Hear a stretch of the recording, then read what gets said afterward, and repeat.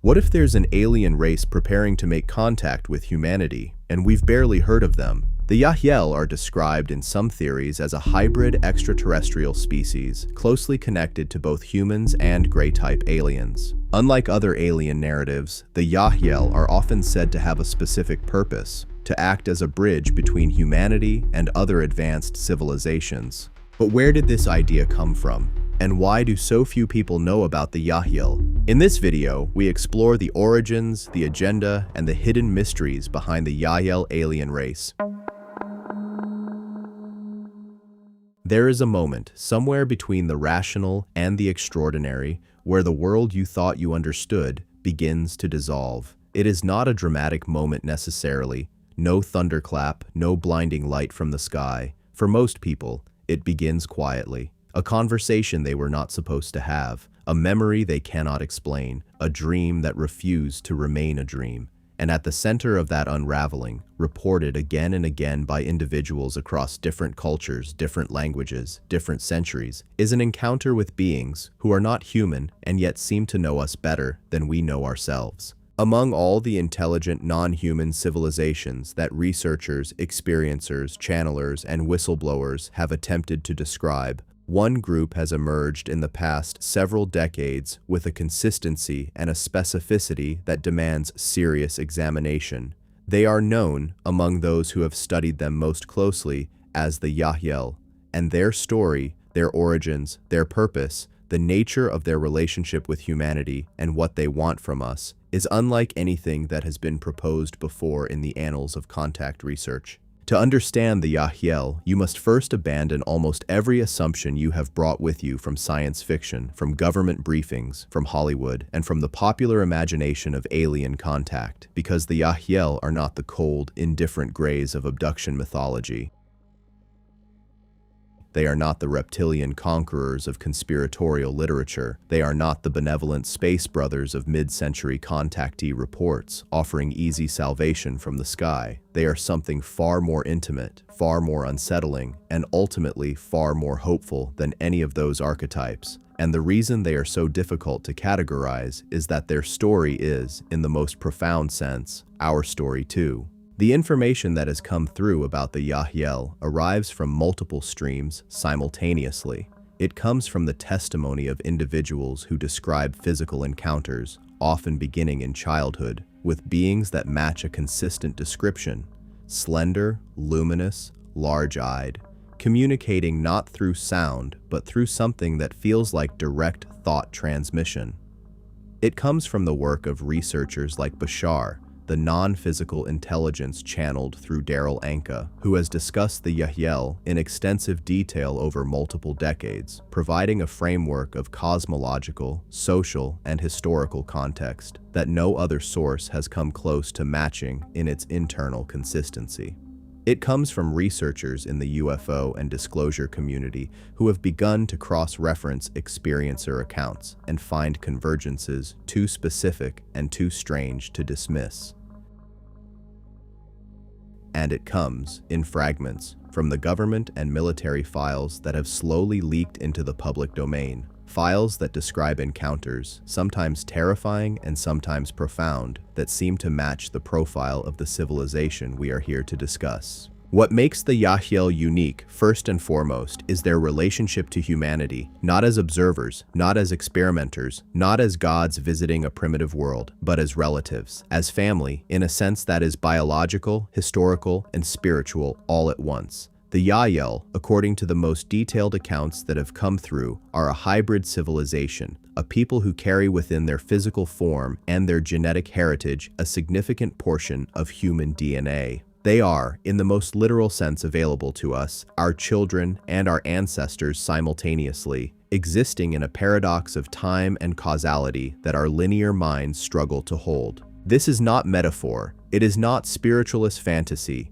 When the best researchers in this field describe the Yahyel, they describe beings who were created, in part, through a long-running genetic program involving human biological material, a program that has been ongoing for thousands of years, and that accelerated dramatically in the 20th century, particularly in the decades following the Second World War. They describe a civilization that has been carefully, deliberately cultivated to serve as a bridge between the densely physical world that humanity currently inhabits and the higher frequency realities that humanity is moving toward. And they describe a people who are watching us at this precise moment in history with the same intensity and the same emotional investment that a child watches a parent taking their first steps after a long illness, willing us forward, unable to interfere directly, but present in ways we are only beginning to sense. To speak of the Yahyel with any kind of depth is to speak simultaneously of human history, of the nature of time, of the mechanics of consciousness, and of what it means to evolve as a species. None of these subjects can be separated from the others, and so, in this exploration, we will not attempt to separate them. We will follow the thread wherever it leads, through the darkness and the light, through the evidence that science can almost touch, and the testimony that science does not yet have the tools to measure. The first thing that strikes almost every researcher who encounters the Yahyel material in depth is how emotionally resonant it is. This is not the clinical, detached tone of most UFO literature. There is something tender in it, something that feels like recognition rather than revelation. People who have read or listened to the most detailed channeled transmissions about the Yahyel, particularly those delivered through Daryl Anka over the past 3+ decades, report that the information does not feel alien at all. It feels like being told something you already knew but could not find the words for. That quality of recognition, that sense of remembering rather than learning, is not an accident. It is, in fact, one of the most important clues we have about who the Yahyel actually are and why they are here. Before we dive into the specifics of their origins and their biology and their civilization, it is worth taking a moment to examine the primary sources of this information, because the quality of what we know about the Yahyel depends entirely on the quality of the channels through which that knowledge arrives. The most extensive and detailed source, by a considerable margin, is the body of work that has emerged through Bashar, the multidimensional intelligence who identifies as a member of a civilization called the Essassani, and who has, across hundreds of recorded sessions spanning more than 4 decades, provided a cosmology in which the Yahyel play a specific and crucial role. Bashar's information about the Yahyel is not generic. It is specific in ways that cross-reference powerfully with independent experience or testimony, with aspects of the archaeological record that mainstream science has not been able to explain, and with certain classified government documents that have entered the public domain. The specificity of this information, the way it meshes with data that could not have been known to the channel at the time of transmission, is one of the strongest arguments for taking it seriously, not as revealed truth, but as a serious data point in an extremely complex investigation. The second major stream of Yahyel information comes from direct experiencers, people who describe physical or semi-physical contact with beings matching the Yahyel description. These accounts share a number of common features that distinguish them from typical gray alien encounter reports. The beings in Yahyel encounters are consistently described as more emotionally expressive than the grays. They communicate more directly and more warmly. They seem to have a personal interest in the specific human they are contacting, not a clinical, scientific interest, but something that feels more like a family member checking in on someone they care about. And they consistently seem to want the experiencer to understand something, to integrate some piece of understanding into their consciousness, rather than simply to gather physical samples or behavioral data. The third stream comes from the UFO research community, where scholars like Dr. Stephen Greer, Richard Dolan, and others have cataloged thousands of contact reports that, when examined carefully, seem to describe not a single monolithic alien presence, but a complex ecology of intelligent civilizations, each with different characteristics, different agendas, and different relationships to humanity. Within that ecology, the beings that most researchers find themselves drawn to as the most interesting and the most consequential for human evolution are the ones who match the Yahyel description. Beings of slender build and luminous skin, with eyes that communicate more than words ever could. What has emerged from the convergence of these 3 streams over the past several decades is not a complete picture. It could never be complete given the nature of what we are attempting to understand, but it is a picture coherent enough to work with. And the picture it shows us is extraordinary. It shows us a civilization that has been part of Earth's story for far longer than our civilization has existed. A people who watch the evening news from a perspective so expanded that the events we consider dramatic barely register as turbulence. A people who carry our DNA in their cells and our longing in their hearts, and who are, at this precise moment in our history, preparing for something they have been preparing for since before most of our current nations existed.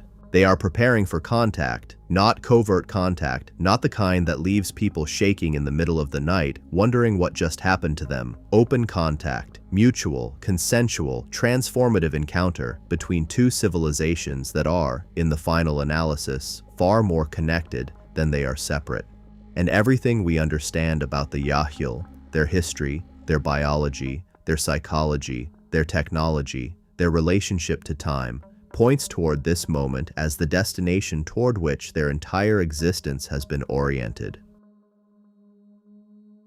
The question we need to ask is not whether this contact is coming. The question is whether we understand enough about who is coming and who we are to be ready for it. That understanding begins with origins, and origins, when we are speaking of the Yahyel, begin with a story that is older than anything written down, older than civilization itself, older perhaps than our species as we currently understand it. There is a thread that runs through the history of human consciousness that most academic disciplines refuse to pick up because it leads somewhere uncomfortable. It leads to the conclusion that humanity, as we know it, is not entirely a product of the evolutionary forces that conventional biology describes, that the human genome contains anomalies, insertions, accelerations, expressions of genetic complexity that do not fit neatly into the Darwinian framework.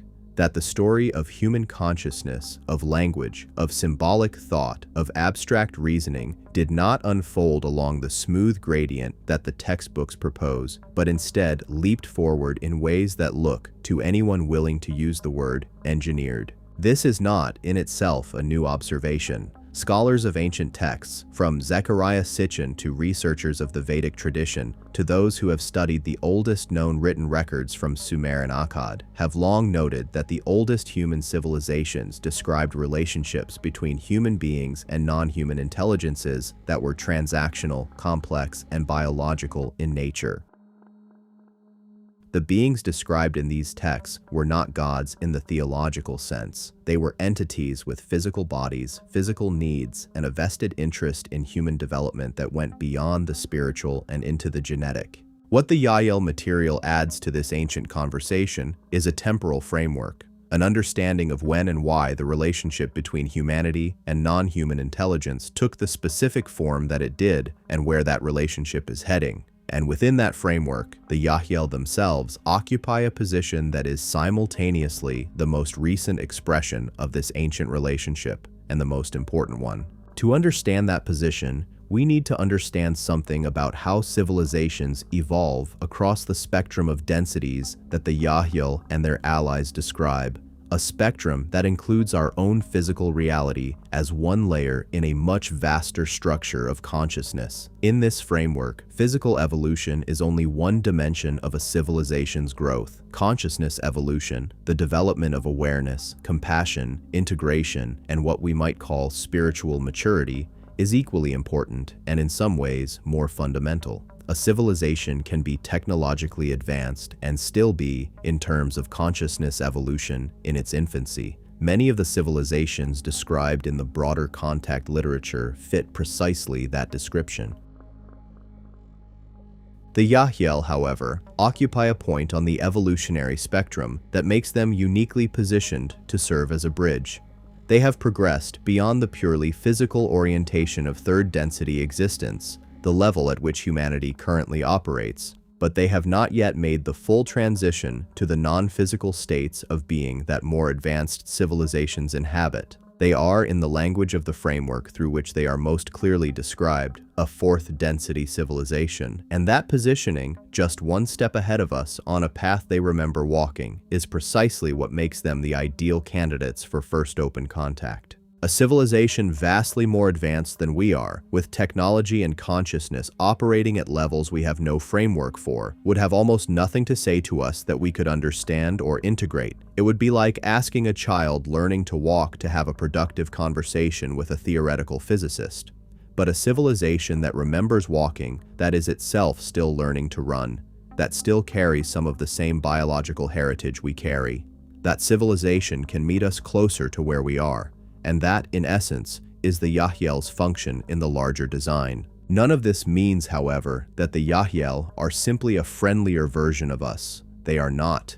Their consciousness operates in ways that are genuinely alien to our experience, not in the cold, disturbing way that the abduction literature describes, but in the sense that their relationship to time, to individual identity, to emotion, and to physical reality differs from ours in profound ways. They see what we would call past and future as simultaneously present. They experience individuality not as the isolated, sealed-off selfhood that we typically inhabit, but as one node in a larger web of shared consciousness. They feel emotions, but the emotional body they inhabit is far more refined and far more transparent than ours, meaning that what we carry as unconscious shadow material, the fears, the traumas, the resentments that operate beneath the surface of our awareness, they experience directly without the filters we have constructed. This is part of why their encounters with humans can be so disorienting, not because the beings themselves are frightening, but because their presence, their resonance, tends to surface in the human experiencer exactly those aspects of the self that the experiencer has been most carefully avoiding. The Yahyel do not do this deliberately in most cases. It is simply a function of the vibrational differential between their state of being and ours. They are, in a sense, too clear, too transparent, for us to maintain our usual defenses in their presence.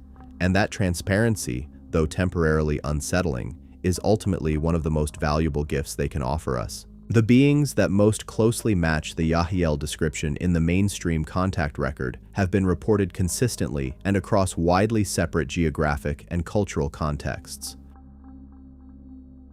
From indigenous traditions in the Americas that describe luminous, large-eyed beings who came from the stars to share knowledge, to the Nordic contact reports of mid-century Europe, to the modern experiencer accounts that have accumulated in the databases of researchers like Bud Hopkins, David Jacobs, and John Mack, the silhouette of a specific kind of being keeps appearing, not always identified by name, not always benign in the experiencer's immediate perception, but consistent in their physical characteristics and, beneath the surface of the initial trauma that contact sometimes produces, consistent in what they seem to want: understanding, integration, and above all, readiness. Readiness for what? That question runs through every aspect of the Yahyel material like a current through water. Readiness for contact. Readiness for the expansion of human consciousness that contact will catalyze. Readiness for the civilizational transformation that is not coming in some distant future, but is, according to every source that addresses this subject with any depth, already underway.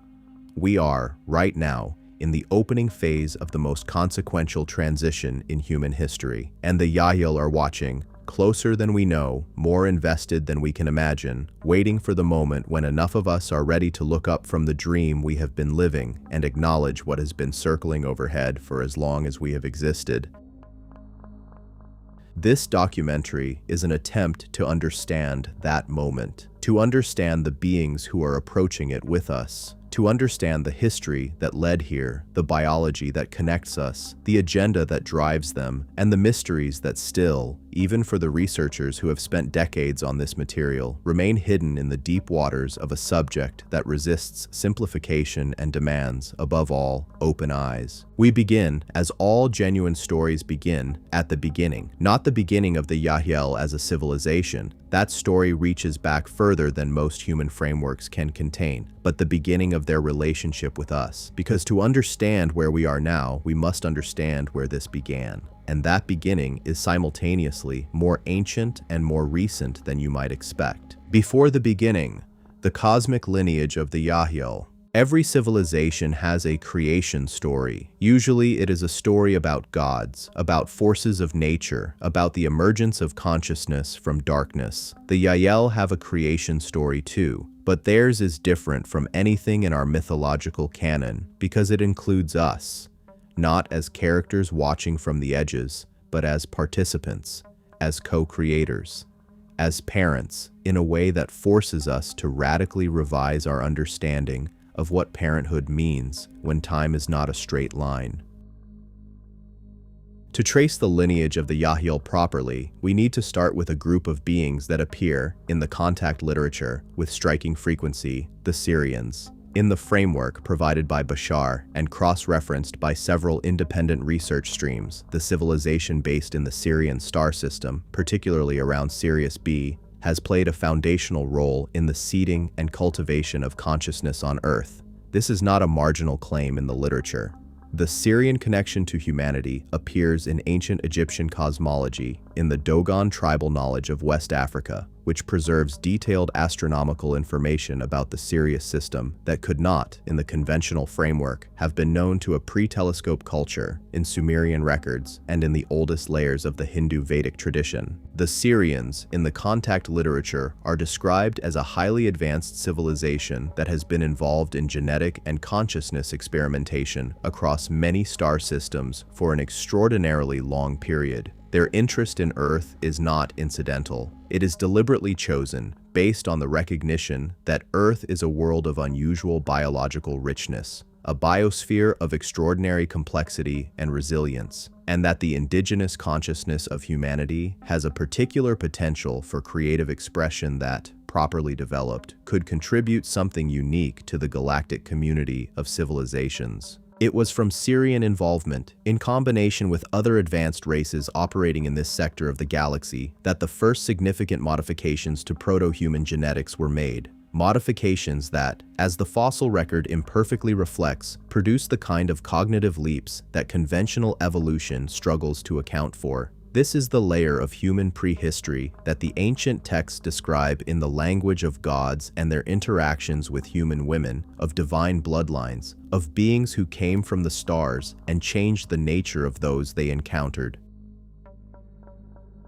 Strip away the mythological language, and what you find beneath it is a record of genetic intervention conducted by beings who were physical, who had ships and technology and bodies, but who operated at a level of sophistication that their human observers could only describe through the vocabulary of the divine. This genetic involvement was not the creation of humanity from scratch. Human consciousness, the awareness that animates the human form, is indigenous to Earth in its essential nature, emerging through the evolutionary processes that biology describes. What was introduced by the Sirians and others was not the consciousness itself, but the vehicle, the biological template that allows that consciousness to express itself with the complexity and the depth of feeling that characterize the human experience. The brain, the nervous system, the emotional body, the DNA that encodes the possibility of empathy and imagination and abstract reasoning. These were enhanced, accelerated, and in some cases fundamentally restructured through a process that was neither quick nor simple. This is the first layer of the background that produced the Yahyel, because the Yahyel, in the deepest sense, are an extension of this same project. A project that began with the seeding of enhanced consciousness in human form and that has been evolving toward a specific destination ever since. The Yahyel represent, in the language of that project, the next step, the version of the human design that has been cultivated through a different set of pressures and choices and intentional interventions until it expresses capacities that current humanity is only beginning to develop. But the Sirians are only one thread in the tapestry. Another critically important thread comes from a group known in the broader contact literature as the Zeta Reticuli, the beings most commonly associated with the gray alien archetype that has dominated Western popular culture since the mid-20th century. The Zeta Reticuli story is one of the most complex and most tragic in the entire contact literature, and it is essential to understanding the Yahyel because the Yahyel are, in a very real sense, the Zeta Reticuli's greatest project and perhaps their greatest act of redemption. The Zeta Reticuli, as described across dozens of contact sources that have accumulated over the past 60 years, are a civilization that reached a crisis point in their evolutionary history long before humanity developed its current form. They were, at some point in their distant past, a highly emotional, highly individuated species, not entirely unlike humans, meaning that they felt deeply. They experienced the full range of what we would recognize as personal and collective passion, but through choices made over long periods of time, choices that involved the suppression of emotion in the service of rationality, the prioritization of collective efficiency over individual experience, and, critically, the eventual abandonment of biological reproduction in favor of artificial genetic replication. They arrived at a state that they themselves recognize as incomplete, diminished.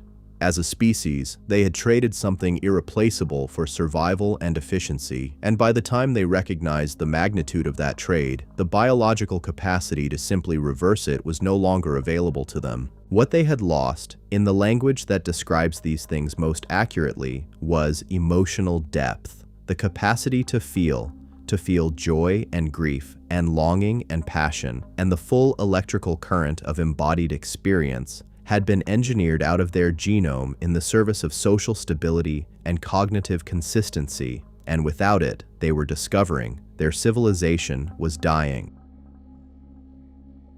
Not immediately, not dramatically, but slowly, the way a garden dies when the soil loses its minerals. Everything still looked green for a while, but nothing was growing. The program that the Zeta Reticuli initiated, the program that has been described in the contact literature as the alien abduction phenomenon, and that is, in the accounts of researchers like John Mack and in the framework provided by Bashar, better understood as a genetic exchange program of extraordinary scope and ambition, was their attempt to solve this problem by introducing human genetic material into their own degraded genome, by combining the emotional richness and biological vitality of the human species with their own advanced rationality and technological sophistication. They hoped to create a new form of life, a hybrid form that would carry the best of both, the depth of feeling and embodied experience that makes human consciousness so extraordinarily generative, combined with the expanded perceptual range and non-local awareness that the Zeta Reticuli had developed. This is the program that produced the Yahyel, not immediately, not in a single generation, but through a process that unfolded over many thousands of years and many hundreds of generations of careful, deliberate genetic selection and cultivation. The Yahyel are not the first hybrid generation, they are the latest, and according to the sources most familiar with this work, the most successful, in a long line of hybrid civilizations, each one representing a step closer to the integrated form that the program was designed to produce. The intermediate stages of this process are documented in various degrees of completeness in the contact literature. There are hybrid civilizations that are described as more Zeta-like, more detached, more cool in their emotional expression, still carrying the physiological and psychological marks of the Zeta lineage more strongly than the human. And there are hybrid civilizations that are described as more human-like, warmer, more emotionally volatile, more individuated in their sense of self. The Yahyel represent a point of integration, a place in the spectrum where both lineages are fully present and in genuine balance, where neither dominates and suppresses the other, where the consciousness that results is genuinely new rather than a compromise between two older forms. Understanding this lineage helps us understand why the Yahyel look the way they do, a subject we will examine in detail later, and why they behave the way they do, with a combination of characteristics that can feel simultaneously deeply familiar and deeply alien to human experiencers. They are familiar because they carry our DNA, our emotional heritage, our biological history. They are alien because they have evolved beyond many of the limitations that heritage imposes on us. The limitations of purely physical perception, of linearly sequential thought, of the isolated individuality that is at once the source of our creativity and the source of most of our suffering. But there is another layer to the Yahyel's cosmic lineage that is, in some ways, the most remarkable of all, and that is their relationship to what the contact literature describes as the Council of Nine, or more broadly, to the hierarchies of highly evolved intelligence that are described in many traditions as overseeing the development of consciousness across multiple star systems and multiple dimensions of existence.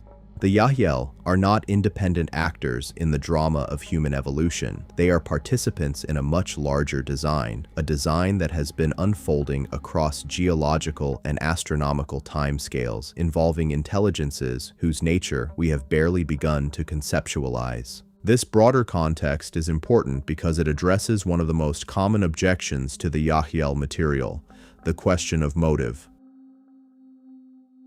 If these beings are real, if they are as described, why are they doing this? What is the point of the hybrid program? What do they gain from open contact with humanity? These are not paranoid questions. They are the right questions. And the answers that emerge from the deepest levels of the contact literature are not the ones that the most fearful narratives propose. Not exploitation, not colonization, not invasion. They are answers that make sense only in the context of a universe that is fundamentally organized around the principle of consciousness, evolving toward greater integration, greater awareness, greater capacity for what can only be called love, not in the sentimental sense, but in the cosmic sense of recognition of the universe knowing itself through its own creations. The Yahyel have a stake in human evolution because they are part of it, because the consciousness that animates them is in part derived from the consciousness that animates us, because their completeness, the full flowering of what they have the potential to become, depends on the full flowering of what we have the potential to become.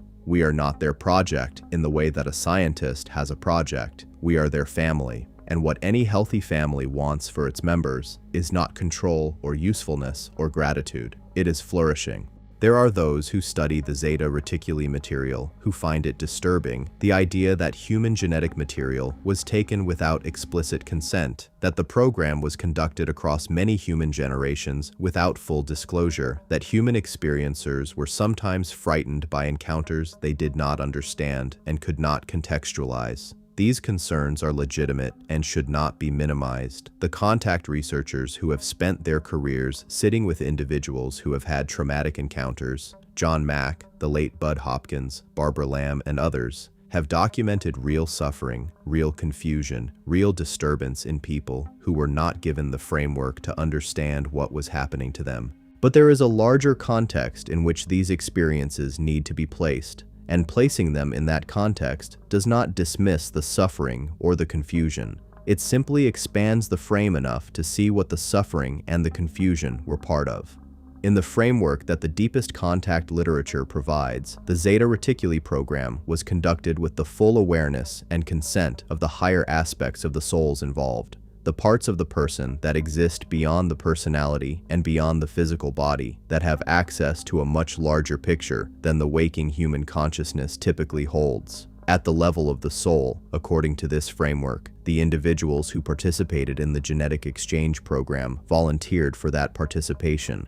They chose, before the current incarnation, to be part of this extraordinary interspecies project. The fear and confusion that arose in the physical experience was a consequence of the gap between what the soul knew and what the waking personality could hold, a gap that is, in itself, one of the fundamental features of third-density human experience. Whether you find that framework convincing or not will depend on your existing model of consciousness, of souls, of the nature of pre-incarnative choice. That is a conversation that extends far beyond the scope of this examination. What is important here is to understand that the Yahyel themselves, when they address this subject, do not defend the program as perfect or as without cost. They acknowledge the pain, they acknowledge the fear, and they express, through the channels that have been established for communication, something that can only be described as gratitude. A deep, genuine appreciation for the role that human beings have played in making their civilization possible. This is not the gratitude of a benefactor acknowledging a charitable donation. It is the gratitude of a child who recognizes what was given in order for them to exist. That emotional quality, that sense of familial love moving in both directions across a relationship that spans time and species, is perhaps the most distinctive feature of the Yahyel material. It is what distinguishes it from the cold, clinical accounts of the gray alien mythology. It is what makes the Yahyel story ultimately not a story of invasion or exploitation or mystery, but a story of reunion, a story about two parts of a family, separated by time and density and circumstance, finding their way back to each other across a distance that is, in the end, less than we imagined. But before we can fully tell that reunion story, we need to understand both parties to it much more completely. We need to understand not just where the Yahyel came from, but what they are, what their bodies are like, how their minds work, how they experience time and identity and emotion. We need to understand their civilization, where they live, how they are organized, what they value, how they make decisions. And we need to understand the hidden history of their interactions with humanity, not just the genetic program, but the contacts, the sightings, the transmissions, the moments of genuine meeting that have punctuated human history like islands in an uncharted ocean. All of that lies ahead.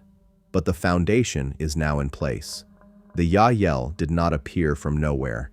They did not descend from some neutral point in the galactic neighborhood to observe an interesting experiment.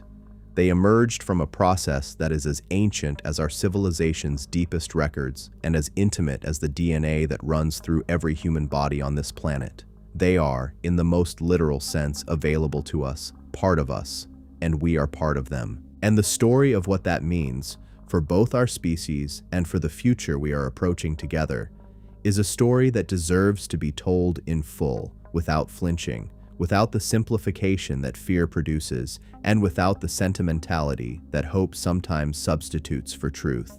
The physical form, biology, appearance, and the body of a hybrid being. To look at a Yahyel is to look at something that both is and is not familiar. Every human being who has described a direct encounter with beings matching the Yahyel profile reports the same initial sensation, a kind of double take, a cognitive dissonance that the brain struggles to resolve. Because the form is recognizably humanoid, two eyes, a face, a body with a general bilateral symmetry that rhymes with our own, and yet every proportion, every feature, every quality of presence communicates something that is demonstrably not of this earth. It is the uncanny valley in reverse, not the slight wrongness of a near-human simulation, but the slight wrongness of something that should be entirely alien and yet resonates with an impossible familiarity. The physical description of the Yahyel that emerges from the most detailed and consistent contact accounts has remained remarkably stable across decades and across sources that had no contact with each other. The average Yahyel adult stands between 5 and 5.5 feet in height,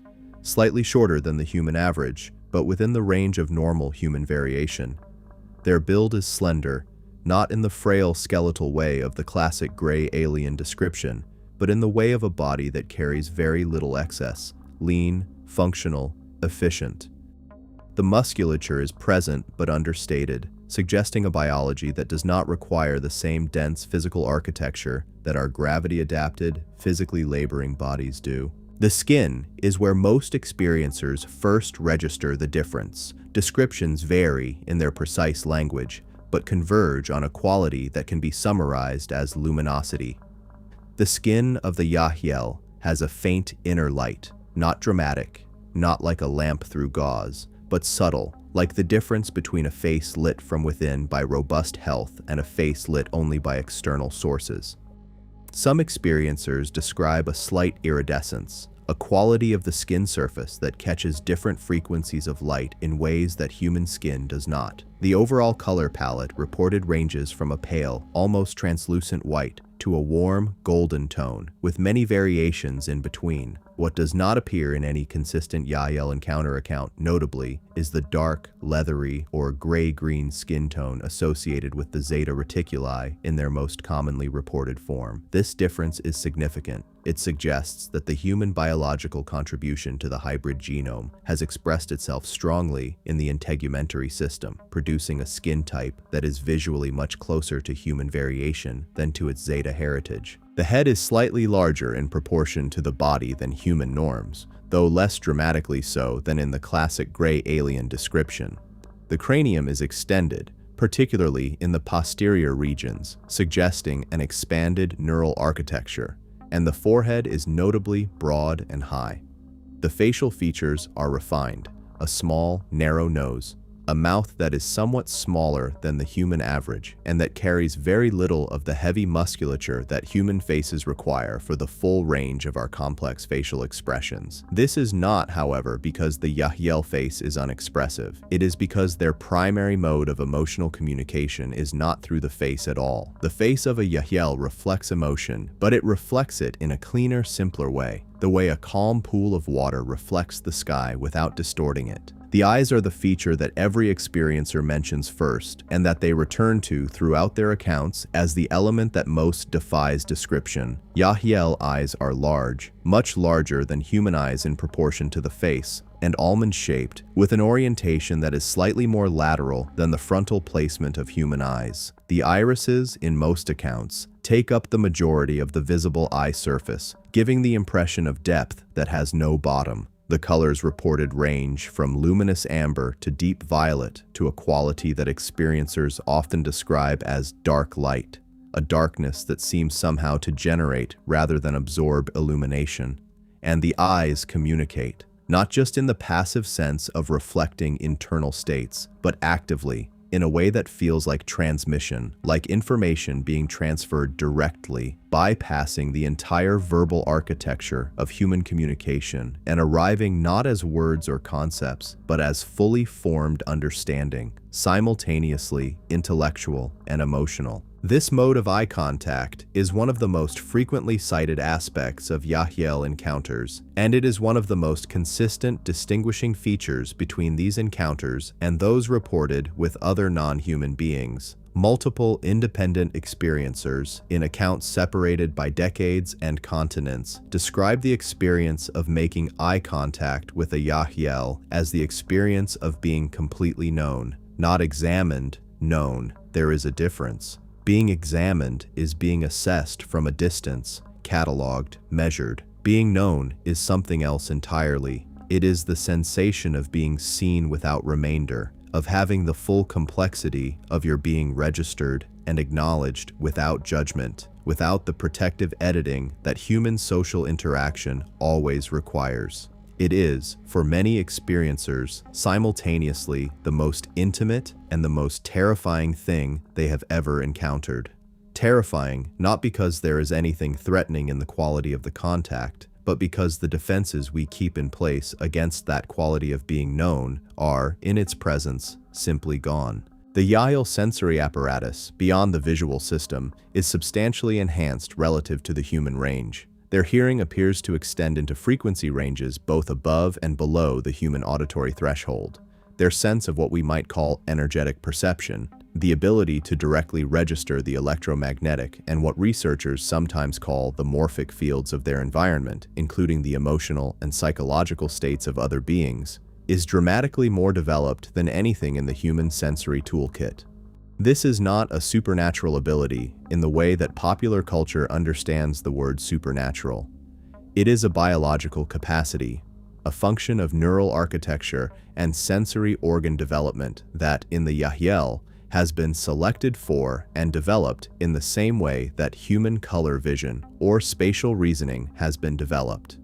It is simply a different set of priorities in the biological design, producing different capacities. This energetic sensitivity is one of the reasons that Yahyel encounters, even when the beings are not communicating directly, can be so overwhelming for human experiencers. Simply being in the presence of a Yahyel, simply sharing physical space with a consciousness that is reading everything in the field simultaneously, without effort and without any ability to tune it out, creates a kind of resonance in the human being that tends to amplify whatever emotional and psychological material is closest to the surface.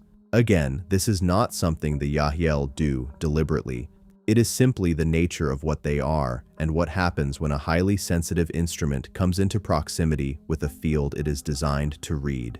The internal biology of the Yahyel, where it can be inferred from the available accounts and from the framework provided by the most detailed channeled sources, differs from human biology in several important ways. The digestive system appears to be substantially simplified. The Yahyel do not depend on food in the way that human beings do, and their relationship to nutrition appears to operate at a more directly energetic level.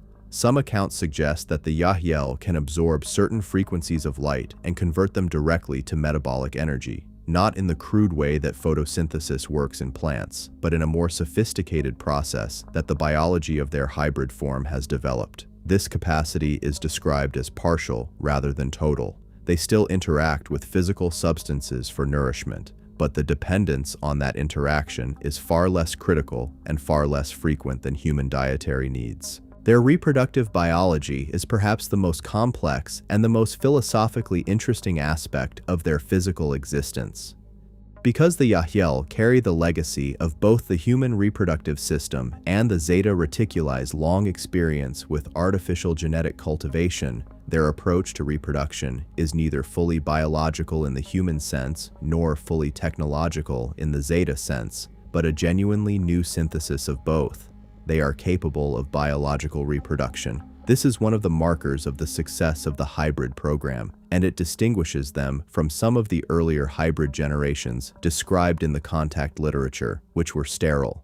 But biological reproduction among the Yahyel is not the primary or only mechanism of population renewal. They maintain and have refined technological capacities for genetic cultivation that are far more sophisticated than anything in the Zeta lineage, and they use these capacities not to replace biological reproduction, but to complement it, to introduce specific traits, to maintain genetic diversity, and to guide the ongoing evolution of their hybrid biology in directions that serve the development of their civilization's collective consciousness. The relationship to death in Yahyel biology is also substantially different from the human experience. Their biology is more durable than ours, not immortal, but significantly longer lived. The specific lifespans described in the contact literature range widely, reflecting perhaps different subgroups within the Yahyel population or different interpretations of what constitutes a single lifetime in a consciousness that experiences time very differently than we do.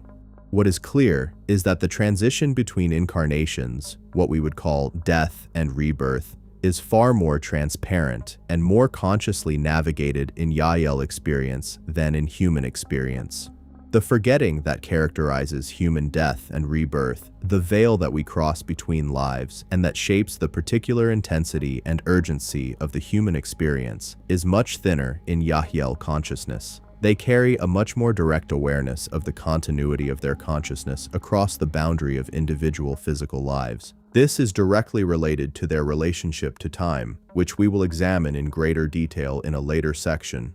For now, it is enough to note that a being for whom death is transparent, not absent, but clear, understood, integrated into the experience of life rather than set over against it as its opposite, inhabits their physical existence in a fundamentally different emotional relationship than human beings typically do.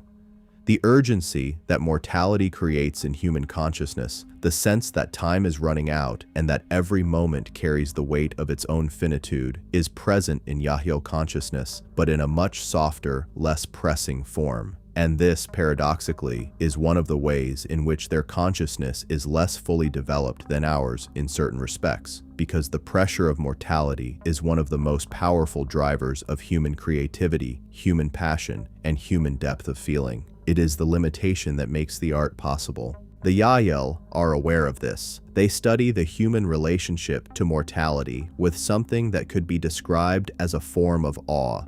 A recognition that the particular intensity of emotion that the human condition generates, precisely because of its finite, embodied, mortal nature, produces states of consciousness that their expanded awareness cannot fully replicate.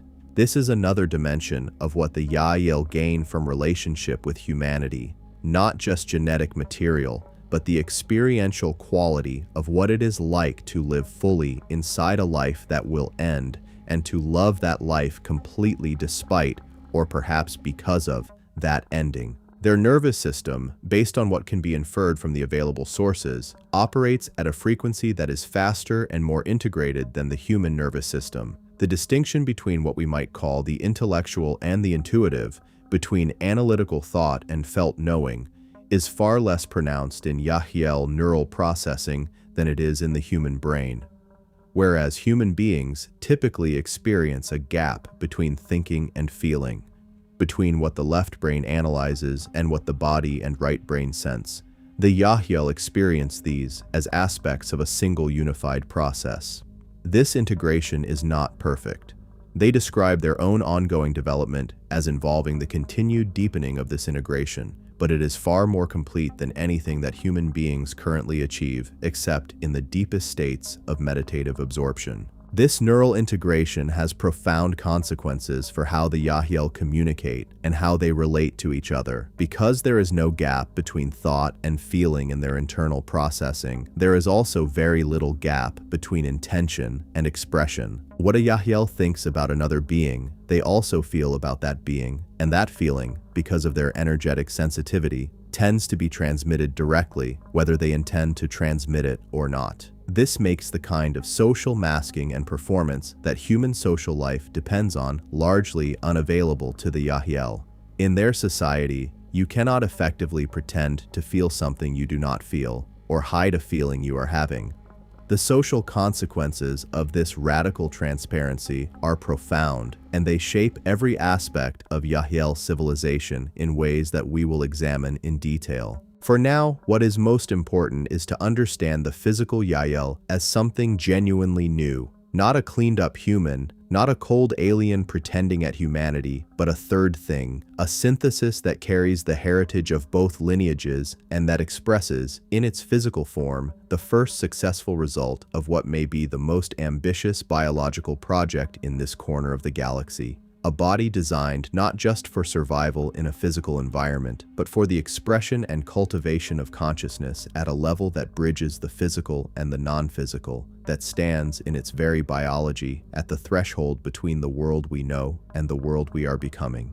When you understand the Yahyel body as a threshold, a great deal that was previously mysterious about their behavior, their choices, and their relationship to humanity becomes clear. They are not just physically present in our dimension as observers. They are, in the structure of what they are, a living demonstration of what is possible for a consciousness that has chosen to evolve beyond the limitations of purely physical existence, without abandoning the gifts that physical existence uniquely provides. They carry in their genome the evidence that integration is possible, that the gap between matter and spirit, between animal and angel, between the fearful and the free, is not a permanent feature of reality, but a stage in a development that has a direction. And the direction it is heading is toward us, and we toward it, in a convergence that has been in preparation for longer than most of us can imagine, and that is now, by every measure available to those who study these things seriously, very close. The civilization of the Yahyel, society, technology, and the world they inhabit.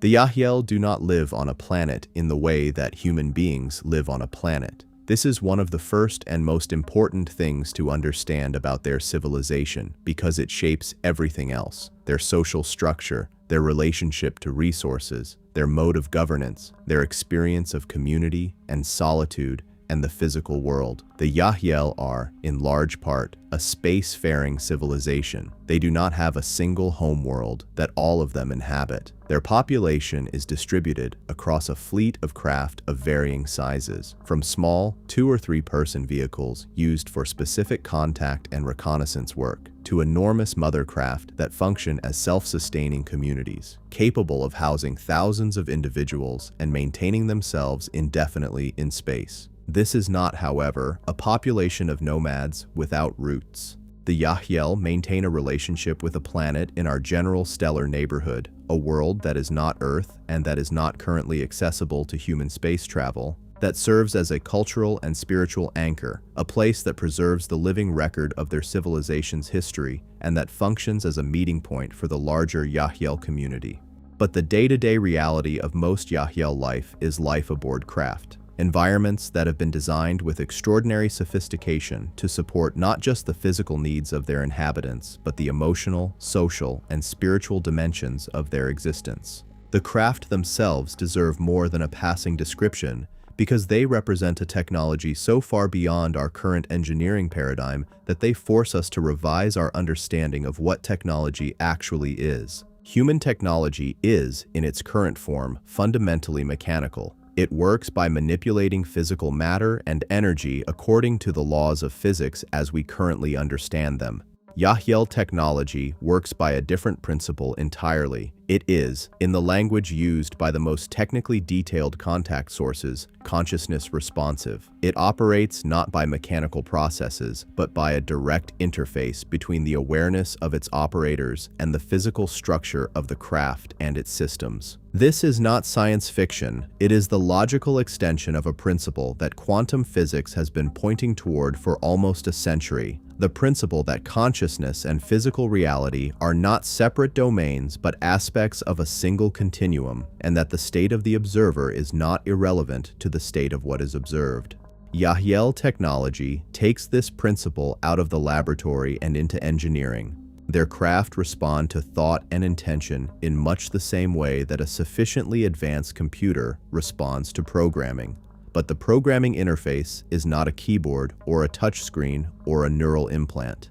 It is the consciousness of the being operating the craft. This has practical consequences that are directly observable in the reports of human witnesses who have seen Yahyel craft in flight. The movement characteristics of these craft, the sudden accelerations from rest, the right-angle turns at high velocity, the instant reversals of direction, the disappearances from one location and reappearances in another, are impossible for a purely mechanical craft operating under classical Newtonian physics. They are possible, however, for a craft that can locally alter the laws of physics in its immediate environment, that can adjust its relationship to inertia, to gravity, to the structure of space-time itself, by modulating the consciousness field through which its propulsion and navigation systems operate. This is not speculation. It is what the physics demands, given the observable behavior of these craft. The only question is the mechanism, and the answer that the contact literature provides, consciousness-driven manipulation of the quantum fabric of reality, is the answer that fits the observed phenomena most completely. The interiors of Yahyel craft, as described by those who have been aboard them, are environments of remarkable sophistication and calm. The aesthetic is described as organic, not in a biological living tissue way, but in the sense of something shaped by principles of flow and proportion that mirror natural forms. There are no harsh angles. Surfaces appear to be materials that do not have exact human analogs. Not quite metal, not quite ceramic, not quite any substance that our material science currently catalogs, but combining properties of all of these. Lighting is ambient and adjustable, not from discrete sources, but from the materials themselves, as though the walls have learned to generate illumination in the same way that bioluminescent organisms do in Earth's deep oceans. Temperature, atmosphere, and the electromagnetic environment of the craft's interior are described as exquisitely calibrated, not to a fixed standard, but dynamically, responding to the needs and states of the beings present. A Yahyel craft, in this sense, is not just a vehicle. It is a living environment in the fullest sense, an environment that participates in the well-being of its inhabitants in a way that our most sophisticated hospital rooms or most thoughtfully designed homes can only approximate at a great distance. The social structure of Yahyel civilization has no precise human analog, but it has elements that humans from different cultural traditions might recognize as familiar. There is no hierarchy in the political sense, no rulers, no governments, no systems of law enforcement. This is not because the Yahyel have transcended the need for social organization, but because their form of social organization is fundamentally different from ours. It is organized around what the best contact sources describe as resonance communities, groups of individuals who share a particular frequency of consciousness, a particular set of values and interests and modes of expression, and who organize their lives and work together based on that resonance, rather than based on geographic proximity or kinship or economic necessity. These resonance communities are fluid rather than fixed. Individual Yahyel move between communities over the course of their long lives as their own consciousness evolves and their resonances shift. There is no shame in this movement and no obligation to remain in a community that no longer represents who you are. The social norm is radical authenticity. You are expected to be fully and completely yourself, and the community is expected to reorganize around that authenticity rather than requiring you to compromise it for the sake of stability. Decision-making within Yahyel communities operates through a process that has no exact human analog, but that might be described as transparent consensus. Because of the Yahyel's energetic sensitivity, their ability to directly perceive the emotional and intentional states of others, the process of reaching collective decisions is far more efficient and far more complete than anything that our political systems manage. There are no hidden agendas in a Yahyel community decision-making process. There are no factions pursuing interests that are not openly acknowledged. There are no speeches designed to persuade by appealing to bias rather than truth. The emotional and intentional landscape of every participant in a collective decision is, to everyone else in the group, directly perceptible. This does not eliminate disagreement. Yahyel individuals have distinct perspectives and genuine differences of view, but it means that disagreements are about what they actually appear to be about, rather than being proxies for unspoken conflicts and concealed interests. The role of what we might call leadership in Yahyel society is interesting and worth examining carefully because it challenges some of our fundamental assumptions about what leadership is and what it is for. In Yahyel communities, individuals who have developed particularly broad perspective, who have lived long enough and experienced enough to hold a wide range of viewpoints simultaneously, serve as what might be called focal points rather than leaders.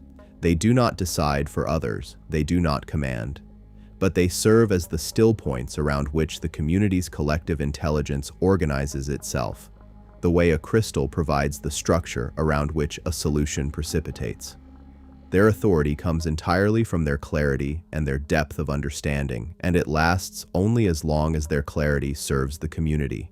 There is no institutional weight behind it, no title, no formal role, only the resonance. This approach to social organization depends entirely on the level of consciousness development of the individuals involved. It would not work in a human society at our current level of development, not because we are not capable of it in principle, but because the degree of self-awareness, the freedom from unconscious bias, and the genuine commitment to collective well-being that it requires are qualities that the majority of human beings at this moment in our history are still in the process of developing. But it points towards something, a mode of collective intelligence that is our own potential future, a way of being together that becomes available as individual consciousness develops beyond the need for external authority and the fear of authentic exposure. The creative life of the Yahyel is remarkable and deserves careful attention because it reflects values that differ significantly from what we might expect of a civilization described primarily in terms of technology and genetics. The Yahyel have a deep and central relationship to what we might broadly call art, to the creation and appreciation of forms that express aspects of consciousness and experience that cannot be communicated through direct transmission or rational discourse.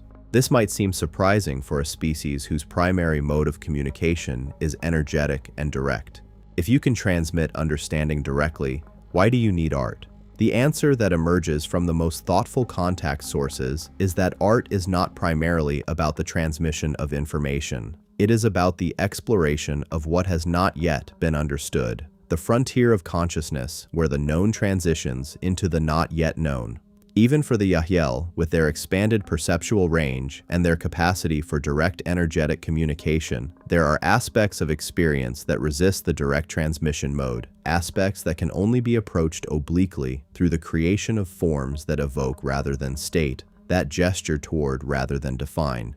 And it is in exactly those aspects of experience, the edges, the thresholds, the places where understanding breaks down and something deeper begins, that the Yahyel's most important creative work takes place. The forms their creative expression takes are not easily categorized using human aesthetic categories. Sound is a primary medium. The Yahyel appear to have a highly developed relationship to the full spectrum of vibrational phenomena, from the subsonic to the ultraviolet equivalent in the acoustic range. Their musical traditions include frequencies and harmonic relationships that extend far beyond the human auditory range, though the elements that fall within our hearing are described by experiencers as extraordinarily beautiful. complex, emotionally resonant, layered in ways that seem to speak simultaneously to different levels of the listener's being. Visual arts in Yahyel culture take forms that are more recognizable to human aesthetic sensibility, but that involve materials and techniques that our technology does not currently support. The manipulation of light as a primary medium, not just reflected or refracted light,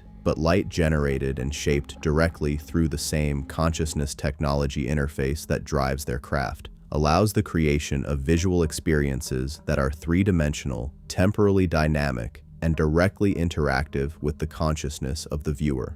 They do not observe these works from a distance. They enter them, and the works respond in real time to the consciousness of the individual entering them, making each experience of a given work unique, personalized, and unrepeatable. Their relationship to science, to the systematic investigation of the structure of reality, is also quite different from the human scientific tradition, because the Yahyel do not experience the sharp division between the objective and the subjective that is the foundational assumption of the human scientific method. Their investigation of reality is not constrained by that division. They explore the physical and the non-physical dimensions of existence as aspects of a single continuum, using methodologies that include what we would call direct perception, the direct first-person investigation of states of consciousness and their effects on the field of reality, as legitimate and rigorous scientific tools, alongside methods that would be more recognizable to our empirical tradition.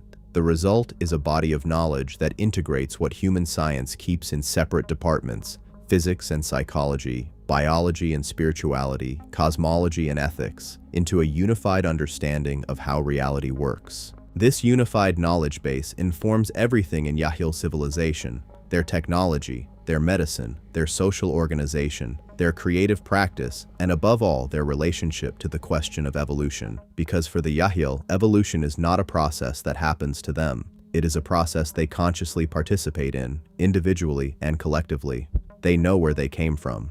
They know approximately where they are going. And they know, with a clarity that our own civilization has not yet achieved, that the direction of that going is toward greater consciousness, greater love, greater integration with the larger field of intelligence that gives rise to and sustains the entire fabric of existence. This is their civilization, and it is the civilization that is watching us. Not from a comfortable distance of superiority, not from the clinical remove of the experimentalist, but from the invested, emotionally present position of beings who know that their own continued evolution is inseparable from ours. What they want for us, they want as much for themselves. And what is at stake in the next phase of our shared history is not just humanity's well-being or the Yahyel's well-being. It is the completion of something that was set in motion long before either civilization existed in its current form. Something that the entirety of this corner of the galaxy has been waiting, with various degrees of patience, for us to be ready for. The hidden history. Yahyel interactions with humanity across the ages. The idea that human civilization has been observed, visited, and influenced by non-human intelligence across its entire documented history is not a fringe proposition. It is, in fact, the default assumption of most of the world's oldest traditions, traditions that have been dismissed by the Western academic mind as mythology precisely because they describe things that the Western academic framework has decided a priori are impossible. But impossibility is a function of the model in use, not a feature of reality. And as the model expands, as contact research, as quantum physics, as the accumulated weight of testimonial evidence from thousands of individuals across every culture and every era continues to push against the walls of the conventional framework, what was impossible begins to look merely unexpected. The Yahyel have not always been known by that name. They could not have been. The name Yahyel is itself a relatively recent designation, one that has emerged through the contact and channeling work of the past several decades, and that represents an approximation of the sound that these beings use for themselves in their own language. In the oldest human records, they appear under different names, described in different vocabularies, but recognizable by consistent characteristics: the luminous skin, the enormous eyes, the form that is almost but not quite human, the mode of communication that bypasses words and goes directly to understanding. In the ancient Egyptian tradition, a class of beings appears in the oldest texts that scholars translate as the Neteru, a word typically rendered as gods, but that, in its original usage, referred more specifically to beings of light, beings that existed at the interface between the physical and the non-physical world, and that had a specific role in the guardianship and guidance of human consciousness. The Neteru were not worshipped in the way that later theological traditions understood worship. They were engaged with in a relationship that was more collaborative, more bilateral, more like what we would today call contact. The most detailed ancient Egyptian descriptions of the Neteru's physical characteristics, preserved in texts that most Egyptologists study for their religious content without considering their potential value as contact records, describe beings whose proportions, whose luminosity, and whose mode of communication match the Yahyel profile with striking fidelity. In the Vedic tradition of ancient India, the Devas, a word typically translated as gods or divine beings, are described with similar characteristics.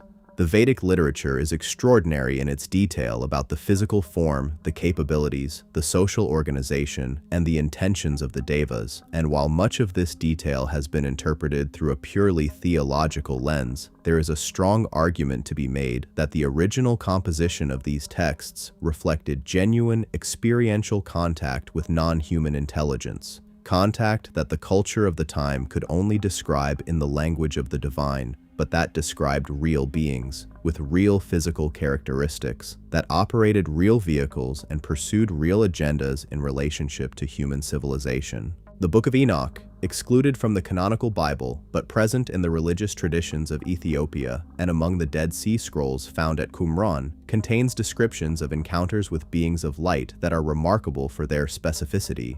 Enoch describes multiple levels of non-human intelligence, some of which match descriptions that we find in multiple independent contact traditions. The particular beings he describes as the Watchers, beings who maintained a close and deliberate observation of human development, who communicated information that accelerated human understanding in specific domains, and who were physically described as luminous, have characteristics that rhyme with what the Yahyel material describes. These ancient references are not proof of the Yahyel specifically. The contact record across human history is diverse. There are multiple civilizations involved in the human story, and not every luminous being in an ancient text is necessarily Yahyel, but the pattern of a consistent type of being, humanoid, luminous, large-eyed, present in a sustained and purposeful relationship with humanity across long stretches of time, appears in enough culturally independent sources to constitute a genuine data pattern rather than a coincidence of mythological imagination.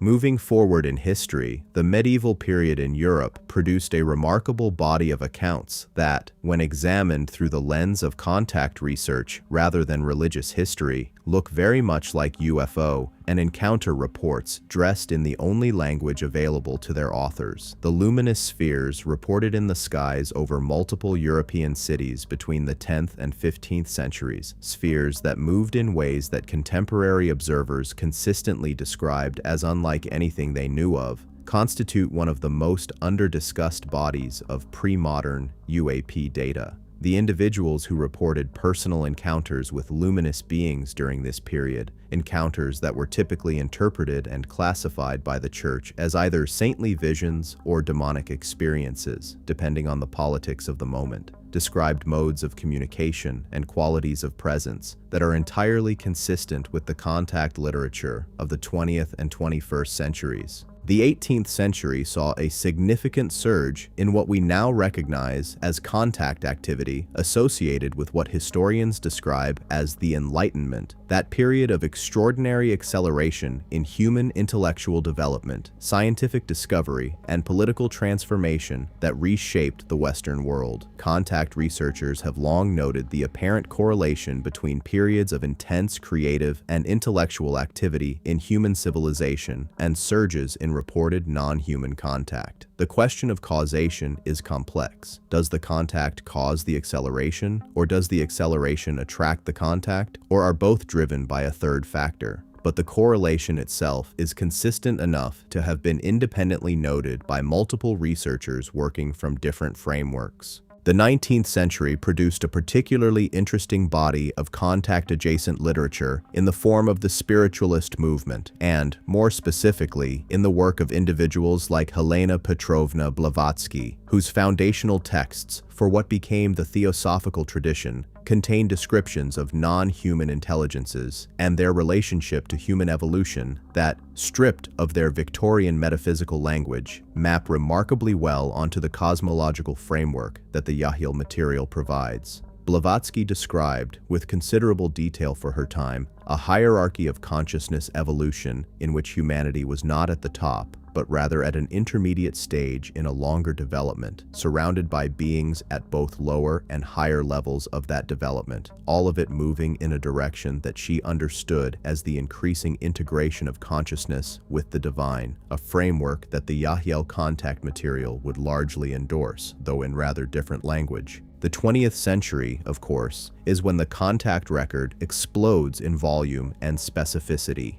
The period following the Second World War sees what every serious researcher in this field recognizes as an unprecedented surge in UAP activity, a surge so dramatic, so consistent, and so globally distributed that it cannot be accounted for by any explanation that relies entirely on misidentification, psychological phenomena, or deliberate fabrication. Something changed after 1945. The planet's skies became populated in a way they had not been before, at least not in recorded modern history, with objects displaying characteristics that no human technology of the period could explain, and that, even now, 80 years later, no human technology can fully replicate. The convergence of this surge in UAP activity with the simultaneous, independently documented surge in abduction or contact experiences that began to be reported in greater numbers and in more specific detail through the work of researchers like Bud Hopkins, David Jacobs, and later John Mack, suggests that the two phenomena are part of the same process,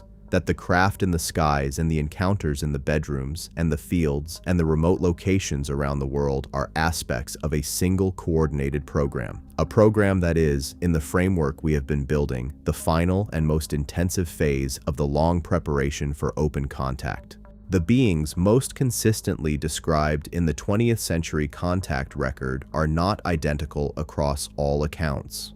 As noted earlier, there appears to be a genuine diversity of non-human civilizations involved in the human story at this moment, but within that diversity, a subset of accounts describes beings with the specific characteristics we have been discussing: the luminosity, the warmth, the quality of direct knowing, the evident emotional investment in the human they are encountering, that distinguish the Yahyel profile from the more clinical, detached manner reported in connection with other types of beings. The Brazilian wave of UFO encounters in the 1970s and 1980s produced some of the most detailed and most carefully documented contact accounts in the global literature. Among these, a subset involves encounters with beings whose description matches the Yahyel profile closely. Beings who are reported not as threatening or clinical, but as deliberate, warm, and communicative in a way that leaves the experiencer with a sense of having been given something important, even when they cannot articulate precisely what that something was.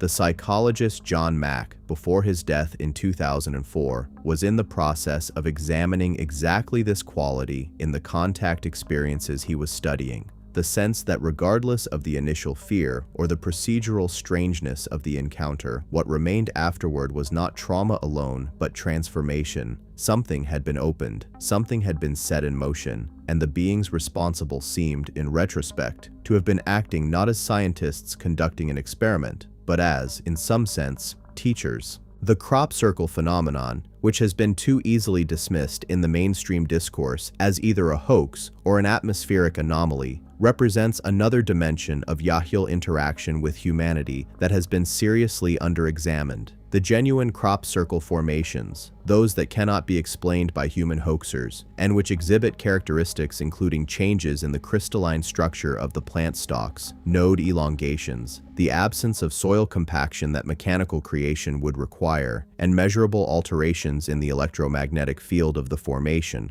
appear to be deliberate communications.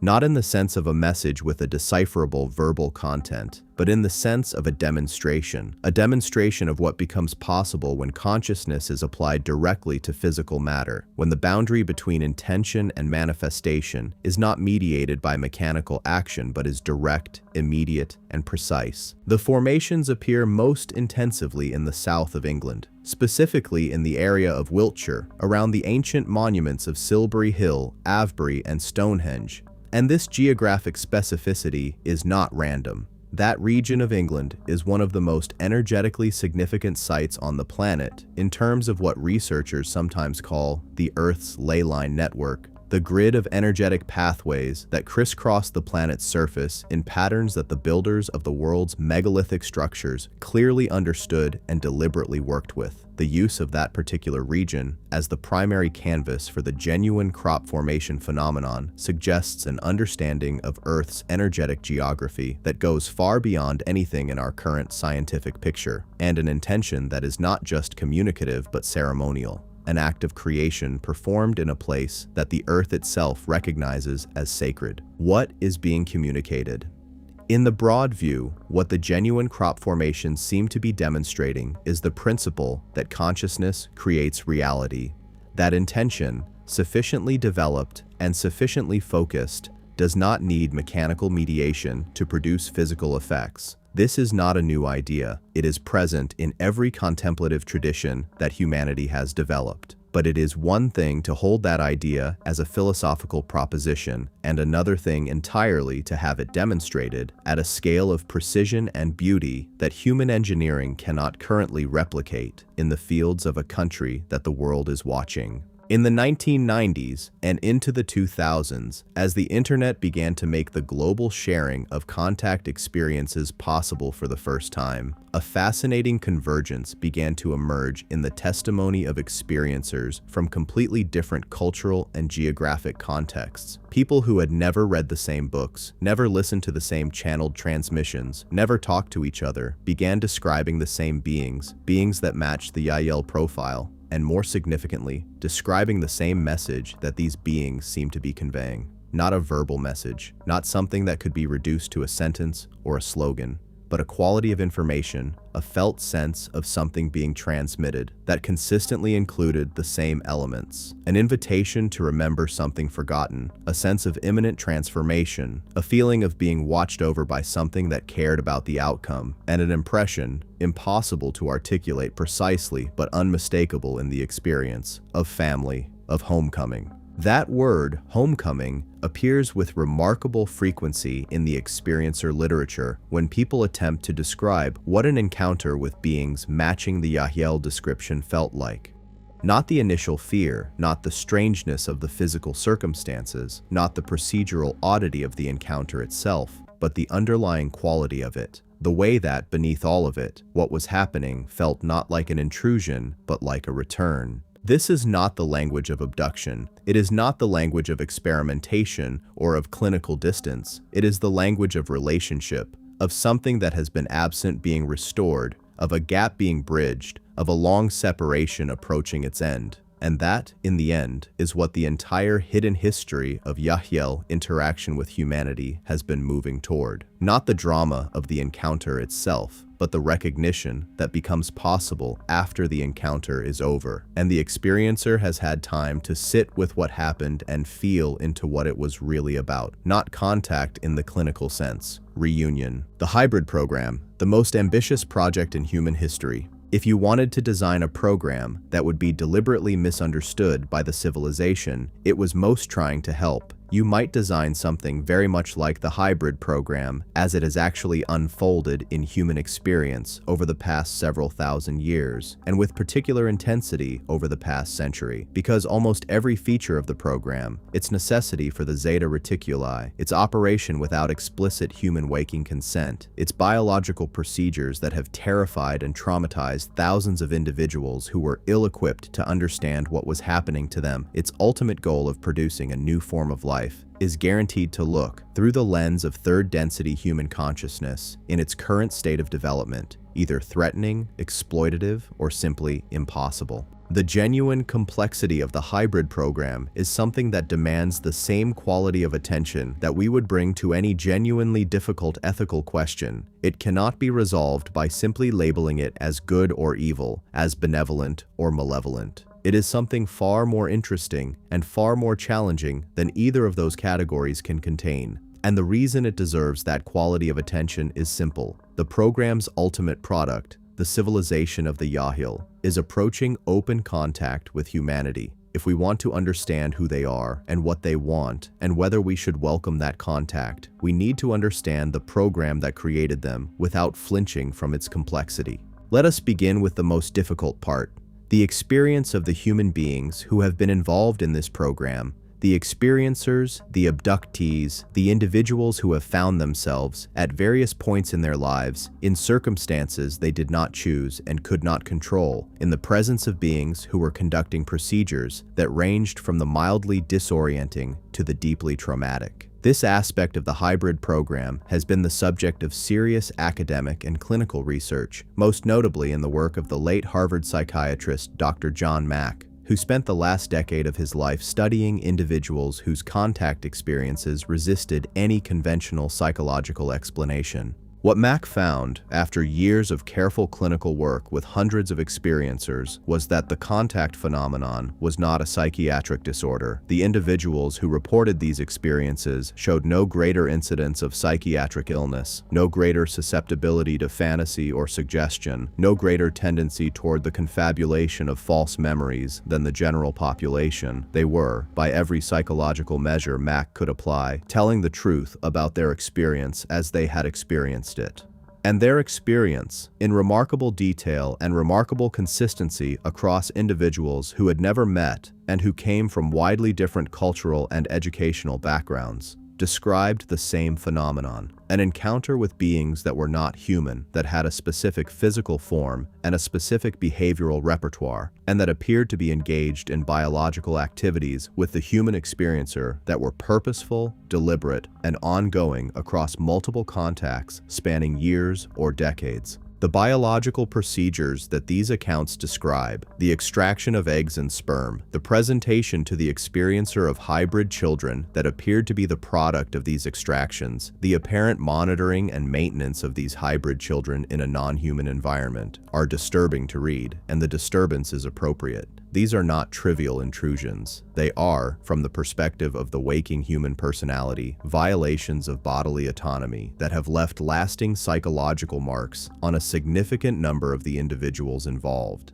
The reality of this suffering is not diminished or negated by the larger context in which it occurred. What the larger context provides is not an excuse, but an explanation. And the explanation, in full, goes something like this. The Zeta Reticuli, who initiated and have coordinated the majority of the biological aspects of the hybrid program, operated from a consciousness level that did not fully understand, in the early phases of the program, the degree to which the procedures they were conducting would be experienced as traumatic by the human waking personality. This is not because they were callous. It is because the gap between their consciousness level and ours was, at the beginning of the program, so large that they were, in some crucial respects, unable to perceive us the way we perceive each other. Just as a highly rational, deeply intellectual person can fail to understand the emotional impact of their behavior on a more feeling-oriented individual, not because they are cruel, but because the emotional register simply does not compute for them in the same way. The early Zeta interactions with humans missed the emotional reality of the human experience in ways that produced genuine harm. This has changed. The contact literature documents a clear evolution in the quality of Zeta interaction with human experiencers over the decades, an evolution that has been directly attributed in the sources most familiar with the inner workings of the program to the influence of the hybrid program itself. As successive generations of hybrid beings came into existence, beings that carried increasing amounts of human DNA and human emotional heritage, They became bridges between the Zeta consciousness and the human experience. They translated, they explained, they helped the Zeta civilization to understand what they had not previously been able to understand, what it actually felt like to be human, to be physically vulnerable, to experience fear without the means to contextualize it, to have no framework for what was happening. This is one of the most remarkable and most moving aspects of the hybrid program when it is understood in full. The hybrid children, the intermediate generations before the Yahyel,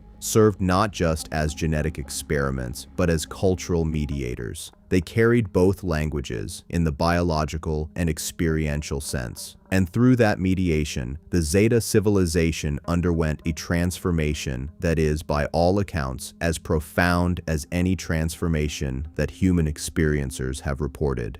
They began to feel, not in the full, overwhelming, embodied way that human beings feel. They were still themselves, still fundamentally Zeta in their orientation and their capabilities, but in a new way, a warmer way, a way that had been made possible by the introduction of human emotional heritage into their civilization through the hybrid beings. By the time the Yahyel emerged as a stable, fully hybrid civilization, by the time the program had produced individuals who were not just biologically viable hybrids, but coherent persons with a genuine cultural identity and a settled sense of who and what they were, the program had transformed not just the hybrid line, but the Zeta civilization itself. The Zeta Reticuli of today, as described in the current contact literature, are significantly different from the clinical, emotionally unresponsive beings described in the earliest abduction accounts. They have been changed by the very program they initiated, and the Yahyel are the most visible and most consequential expression of that change. The hybrid children, those intermediate generations between the Zeta and the Yahyel, are described in a moving subset of the experiencer literature. These are the accounts in which a human experiencer, brought aboard a craft, is taken to a room and presented with children who are clearly not fully human, but who clearly know the experiencer, who reach for them, who communicate a recognition and an attachment that is unmistakable, even when the mode of communication is not verbal. These encounters are consistently among the most emotionally overwhelming in the entire contact literature, not because they are threatening. In almost every account, the hybrid children are described as gentle, curious, and emotionally reaching, but because they trigger something in the experiencer that resists rational classification, an attachment that has no obvious basis in the waking life of the person, a sense of responsibility, of love, for beings they have no conscious memory of having contributed to. These are not false memories or psychological projections. They are the experiencer's waking personality making its first conscious contact with something that, at a deeper level of their being, they already knew. The soul that chose, before the current incarnation, to participate in the hybrid program knew about these children. The genetic material that was used to create these children was not taken without the consent of the soul, only without the consent of the waking personality, which had no access to the soul's knowledge and choices. The gap between those two levels of the self, between the soul's knowledge and the personality's experience, is precisely what produces the overwhelming emotional quality of these encounters.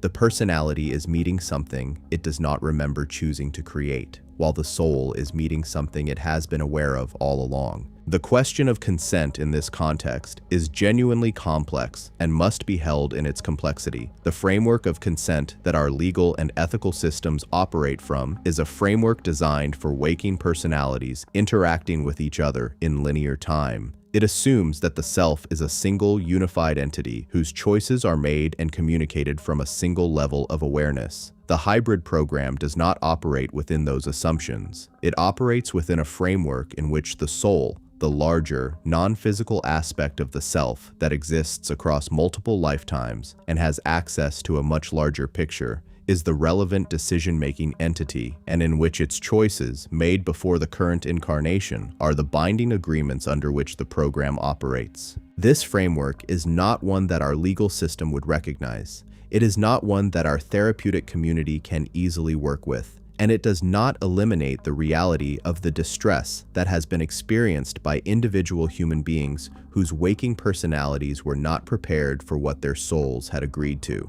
But it is the framework within which the program actually operates, and without understanding it, the program appears simply and straightforwardly as a violation, an interpretation that produces fear and hostility and closes the door to the larger understanding that is, ultimately, the program's entire point.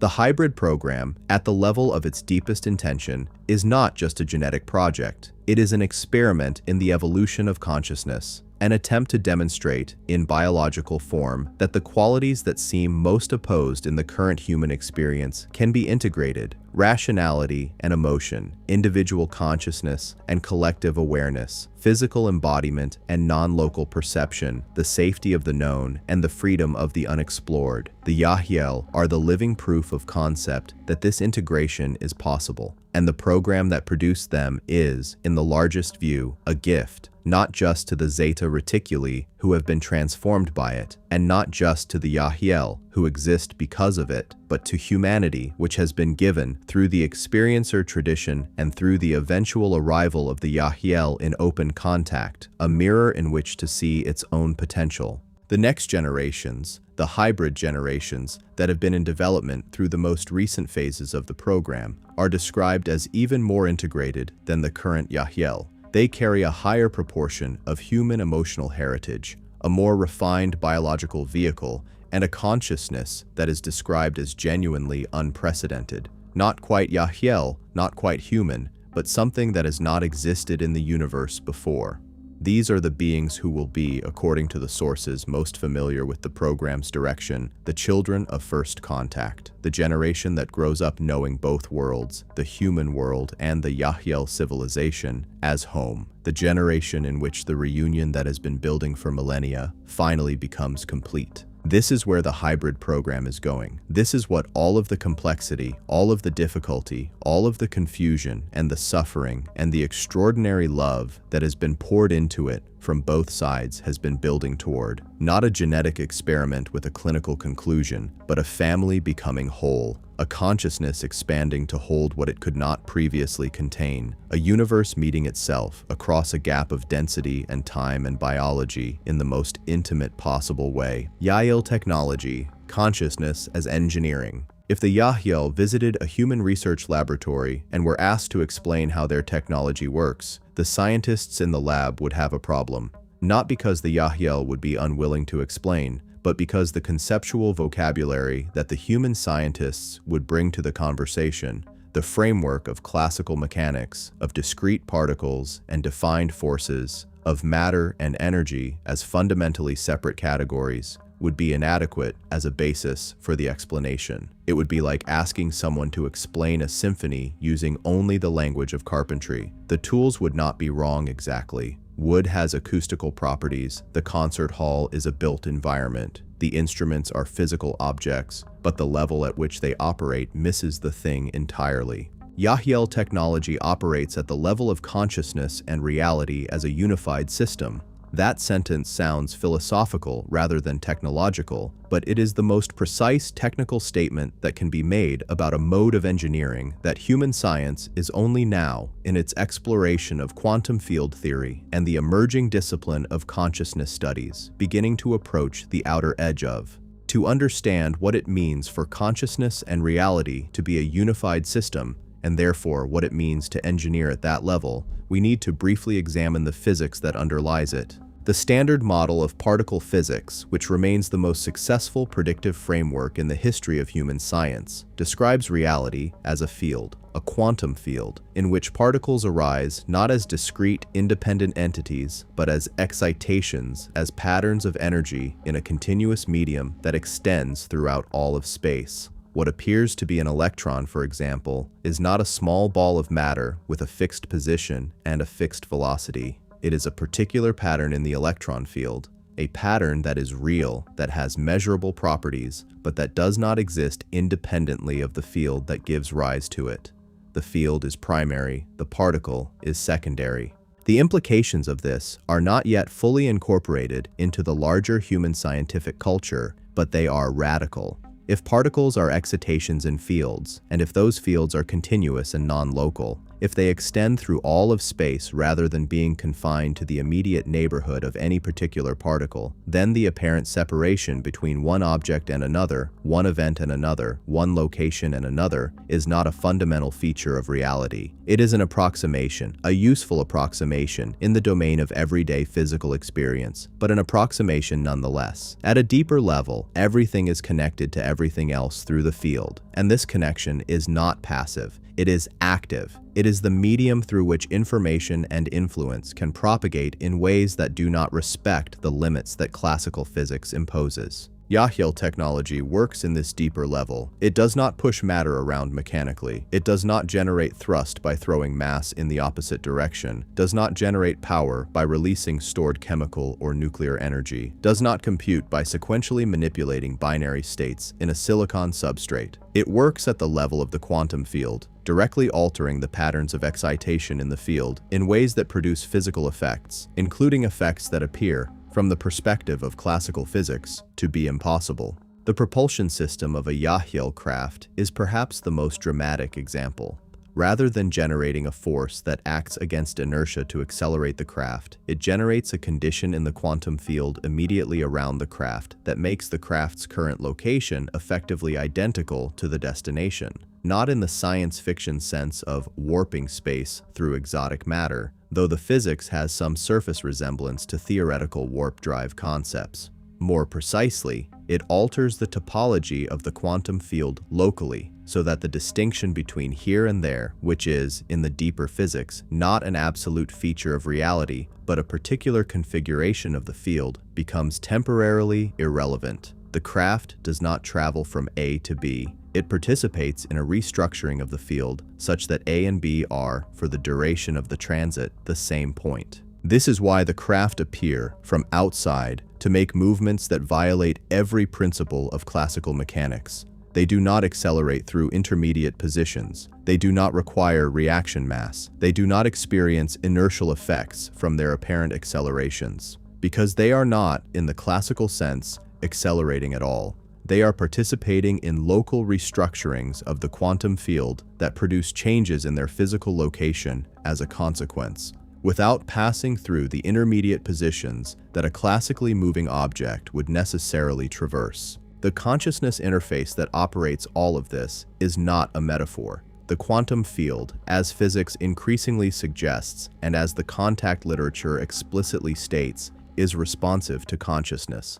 Not in a vague, hand-waving way, but in a specific, mechanistic way that is beginning to be experimentally approachable through the methodology of quantum biology, and through the work being done at institutions like the Institute of Noetic Sciences, and in the growing literature on the effects of intention on quantum-level physical systems. The consciousness of the Yahyel craft operator does not merely direct the craft's systems in the way that a pilot manipulates controls. It actively participates in the restructuring of the quantum field that the craft's navigation requires. The operator and the craft are, in the moment of flight, a single system. The craft as an extension of the operator's consciousness, the operator's consciousness as the active intelligence that shapes what the craft does. This has interesting implications for the question of why Yahyel craft are sometimes detected on human instruments and sometimes not, why they appear and disappear from visual perception without any physical mechanism that accounts for their disappearance, and why the electromagnetic signatures they produce are inconsistent across encounters.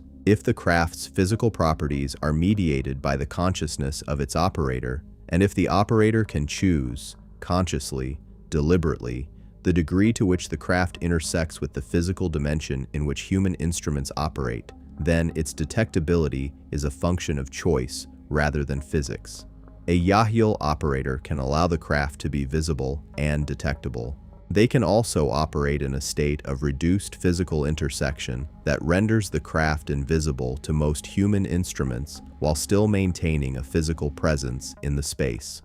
And they can, when the technology and the intention align properly, shift the craft out of the physical frequency band entirely into a state of being that our current instruments have no capacity to detect at all. This explains a feature of the UAP record that has puzzled researchers for decades: the apparent ability of craft to simply vanish without any physical mechanism. No supersonic boom from sudden acceleration, no displacement of air mass, no detectable electromagnetic signature of transit. They don't go somewhere else. They step sideways, out of the frequency of physical reality that our instruments are designed to measure. And they do so through the conscious intention of their operators, as naturally and as effortlessly as you or I might choose to close our eyes. The medical technology of the Yahyel follows the same principles.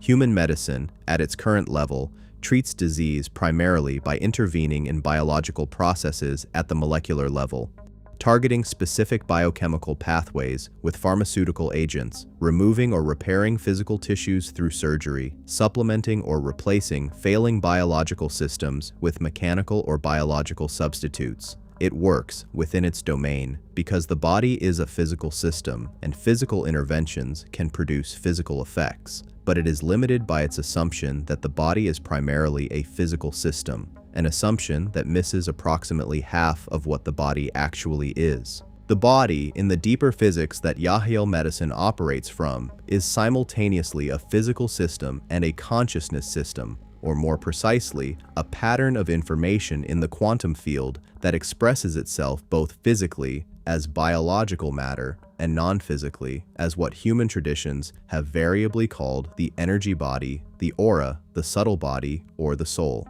Yahyel medicine addresses both dimensions simultaneously. It does not treat the physical body and leave the consciousness pattern that underlies it unaddressed. It works at the level of the consciousness pattern directly, identifying and correcting the informational distortions in the quantum field that produce physical disease as their expression, rather than treating the physical expression while leaving the underlying cause in place. The effects of this approach, when it has been applied in contact situations where healing has been reported, are what human medicine would classify as miraculous. Conditions that have been present for years or decades, that have failed to respond to conventional treatment, have been resolved in the course of a single encounter with Yahyel beings, not through physical surgery, not through the administration of any substance, but through a direct manipulation of the patient's quantum field that corrects the informational pattern producing the disease.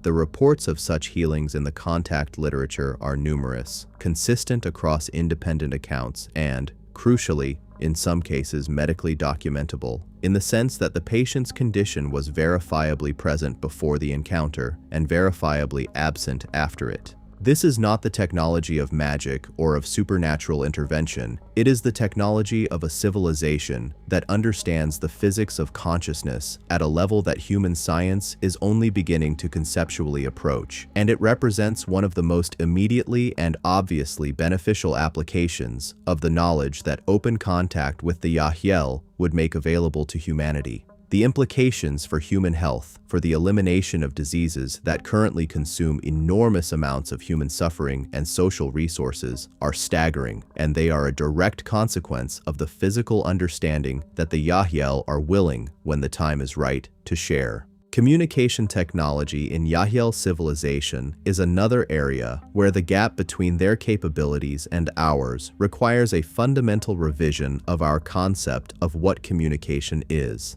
Human communication, in all its current forms, is sequential. A speaker encodes meaning in sound or symbols. Those symbols travel through a medium. A receiver decodes the symbols back into meaning. Even our most sophisticated digital communications, the internet, satellite transmission, fiber optic networks, operate on this basic principle of encoding, transmission, and decoding. The process is fast enough to feel instantaneous at human scales, but it is fundamentally sequential, and it is fundamentally dependent on the symbols being an adequate representation of the meaning they are meant to carry. Yahyel communication does not use this model. The primary mode of Yahyel communication is what has been described in the contact literature as direct resonance transfer. a process in which the full information content of what is being communicated, including its emotional and conceptual dimensions simultaneously, is transferred directly from one consciousness to another through the quantum field, without being encoded in any intermediate symbolic form. The receiver does not interpret symbols. They receive the experience directly, the thought and the feeling as a single unified gestalt, arriving not as a translation, but as the thing itself.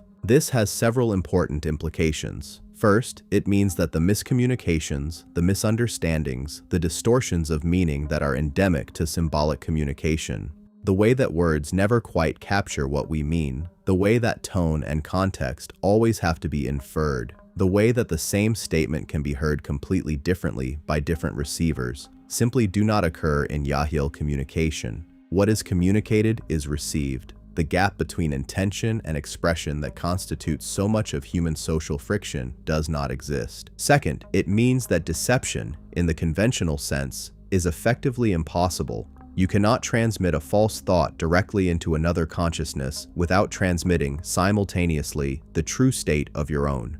The emotional body, which Yahyel communication directly accesses, does not lie. It cannot be coerced into representing something other than what is actually present. And because both parties to a Yahyel communication have direct access to each other's emotional body, the possibility of deliberate deception is closed off at the structural level. This is one of the most far-reaching features of Yahyel social life and one of the most alien to human social experience. A mode of social existence in which truth-telling is not a virtue that must be cultivated against the temptation to deceive, but simply what communication is. The energy generation technology of the Yahyel is similarly based on principles that our physics approaches only asymptotically from the direction of theoretical models like zero-point energy research. The Yahyel do not burn fuel. They do not use fission or fusion, though their understanding of both processes is comprehensive. They generate the energy they need by accessing the fundamental energy of the quantum vacuum, the zero-point field, that permeates all of space and that represents, in the physics of the quantum field, an essentially unlimited reservoir of energy from which physical reality continuously emerges.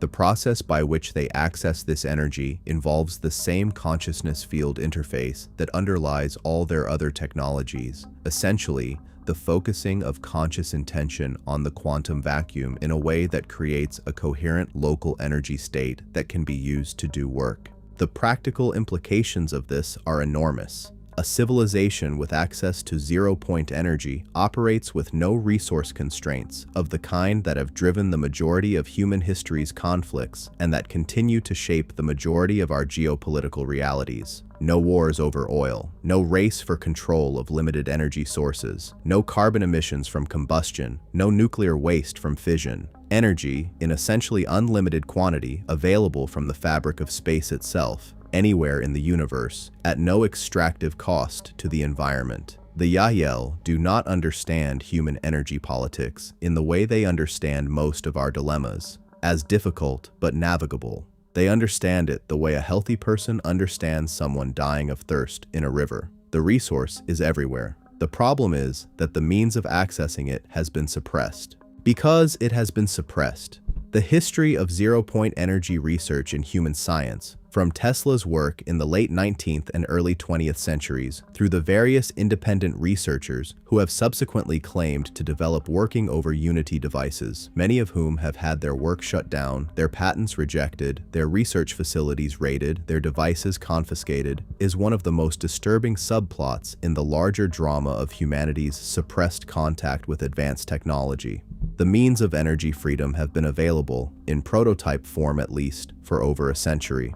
Their suppression has been deliberate, systematic, and motivated by the interests of the economic systems built on the scarcity of conventional energy sources. The Yahyel are aware of this. It is, in fact, one of the clearest examples of the dynamic that makes open contact simultaneously urgent and complicated. The knowledge that would transform the human material condition, that would eliminate energy poverty, end resource wars, make the industrial civilization sustainable rather than self-terminating, exists. It is understood. It is ready to be shared. but sharing it into a social system in which that knowledge would immediately threaten the power and the economic position of the most entrenched and most powerful interests on the planet, creates exactly the kind of conflict that could make the transition more destructive than transformative. This is not a reason to delay contact forever. It is a reason to approach the timing and the sequencing of disclosure with care, which is precisely what the Yahyel and the broader council of civilizations involved in the contact process appear to be doing, not hiding from us, not waiting for us to become perfect before they engage, but watching for the moment when the balance of readiness in human consciousness, the proportion of human beings who can receive the knowledge in a way that serves transformation rather than triggering a war, crosses a threshold that makes open contact the right next step rather than a premature and potentially catastrophic one. We are, by every measure available to those who study these things seriously, close to that threshold. The question is not whether we will cross it. The question is how we cross it and what we understand when we do about who is waiting on the other side. The Yahyel agenda, what they actually want from us. Every time human culture has encountered a contact from outside, whether in the historical form of European ships arriving on indigenous shores, or in the imaginative form of alien invasion narratives in film and literature, or in the experiential form of the actual contact reports that researchers have been collecting for decades, the first question that arises is, what do they want? And in the historical and imaginative cases, the answer has almost always been defined by the framework of scarcity and competition that governs most human social life. They want our resources, our land, our labor, our obedience. The Yahyel agenda, understood in full, does not fit that framework. Not because the Yahyel are saints or because they have no interests of their own, they do, but because the framework of scarcity and competition that generates those interpretations of contact is itself a framework that they have moved beyond, both materially and psychologically. A civilization with access to zero-point energy has no material scarcity. A civilization with consciousness-based technology has no labor shortage. A civilization whose social organization is based on radical transparency and resonance community has no use for obedience. What the Yahyel want from us is not anything that fits the historical pattern of exploitation. What they want is something that can only be described in the language of relationship. They want us to remember. This is the word that comes up again and again. From every channel through which Yahyel communication has been received, from every experiencer who has been able to reflect thoughtfully on what the encounters were actually about. Not remember as in recall a specific piece of information, though there is certainly information involved, but remember in the deeper sense of remember, to become whole again, to gather back the parts of ourselves that we have allowed to be defined out of existence by the limited frameworks we have been operating from. To remember that we are not isolated, accidental biological processes in an indifferent universe, but expressions of a consciousness that is coherent, intentional, creative, and in its nature, utterly incompatible with the kind of fear-based, scarcity-driven existence that human civilization has been organizing itself around. They want us to evolve, not in the sense of being pushed or directed towards some predetermined outcome. The Yahyel are explicit in every communication that has come through about their absolute respect for human free will. The choices that humanity makes about its future are humanity's choices to make. The Yahyel do not dictate those choices and would not if they could, but they are deeply invested in the existence of those choices, in the fact that humanity arrives at its next stage of development having genuinely chosen it, having worked through the resistance and the fear and the old patterns to find the clarity that genuine evolutionary movement requires. Because a transformation that is imposed from outside is not transformation, it is occupation, and the Yahyel have no interest in occupying us. They are interested in meeting us. The distinction is important and worth dwelling on. There is a version of the contact narrative, more common in the conspiratorial literature than in the serious research tradition, that frames all non-human contact as an agenda of control. In this framework, any alien civilization interested in humanity must necessarily be interested in controlling humanity.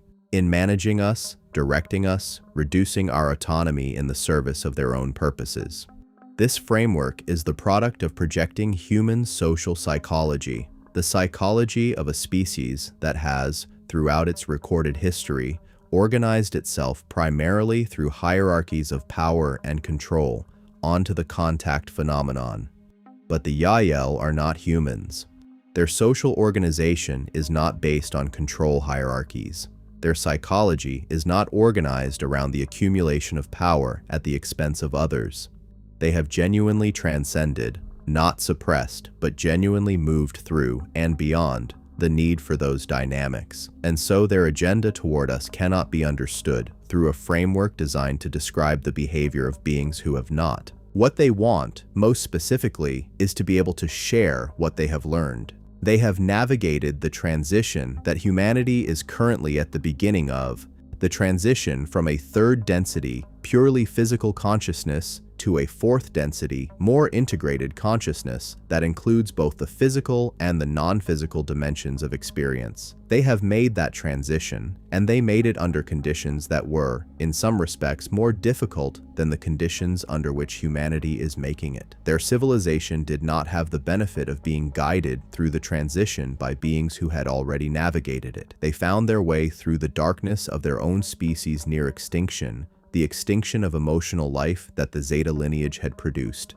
by making decisions that were, at the time, desperate gambles, to reach outward, to ask for help, to accept the humiliation of acknowledging that they had broken something that they could not fix alone. That humility, that willingness to acknowledge limitation and to ask for collaboration rather than insisting on self-sufficient mastery, is one of the most important things the Yahyel carry as a gift to humanity. Not as a moral lesson, not as a lecture, but as lived experience.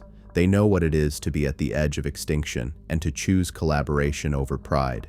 They know what it cost, and they know what it made possible, and they want to be available to humanity as it approaches its own version of that threshold, as evidence that what is on the other side is worth the difficulty of getting there. They want contact because contact transforms both parties. This is perhaps the most subtle and most important aspect of the Yahyel agenda, and it is the aspect that is most completely missed in every framework that understands contact as something that happens to humanity rather than something that happens between the Yahyel and humanity simultaneously. The encounter between two civilizations at different points on the consciousness spectrum is not a one-way flow of knowledge and perspective from the more advanced to the less advanced. It is a collision of two different kinds of richness, each of which has something that the other lacks, and each of which is enlarged by genuine contact with what it lacks. The Yahyel lack what humanity has in abundance, the particular intensity of experience that comes from living inside a fully physical, mortal, emotionally volatile existence, the sense of stakes that mortality creates, the depth of feeling that comes from genuine vulnerability, the creativity that is born from the pressure of limitation. These are not deficiencies that the Yahyel are embarrassed about. They are honest acknowledgments of what the trade-offs of their evolutionary path have produced. A consciousness that is cleaner and more integrated and more spacious than the human, but that has traded some specific qualities of depth and intensity for those expansions. And those qualities, the depth, the intensity, the creative fire of the limited and mortal and passionately embodied, are qualities that the Yahyel want access to, not to possess, not to extract, but to experience in the mirror of genuine contact with the beings who embody them. In this sense, humanity is not just a recipient of the Yahyel's evolutionary gifts. Humanity is also a source of gifts that the Yahyel genuinely need for their own continued development.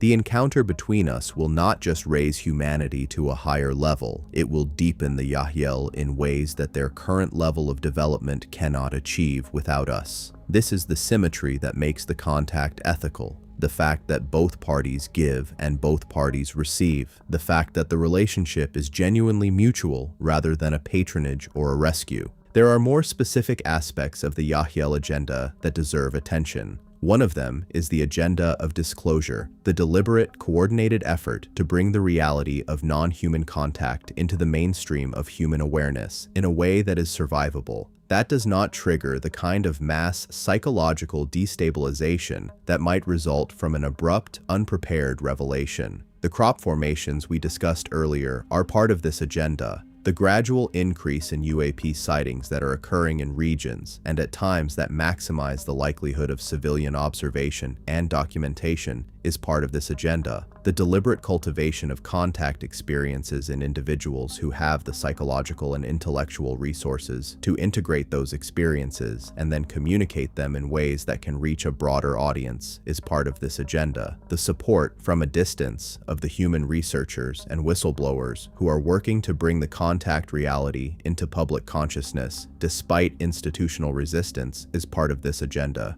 The Yahyel do not control any of this. They facilitate it. They create conditions in which the awakening of human awareness to the reality of contact can happen organically, through human choices, human investigation, human courage, rather than being imposed from outside. They are the gardeners, not the plants. They prepare the soil. What grows from it is ours to determine. Another specific aspect of their agenda is what might be called the consciousness preparation of humanity, the active support, again from a distance and through indirect means, of the development of human consciousness in the directions that will make open contact possible and beneficial. Meditation practices that expand awareness beyond the boundaries of individual personality. Teachings on the nature of consciousness from whatever cultural or philosophical tradition delivers them most effectively in any given context. The cultivation of what might be called emotional intelligence, the capacity to feel deeply,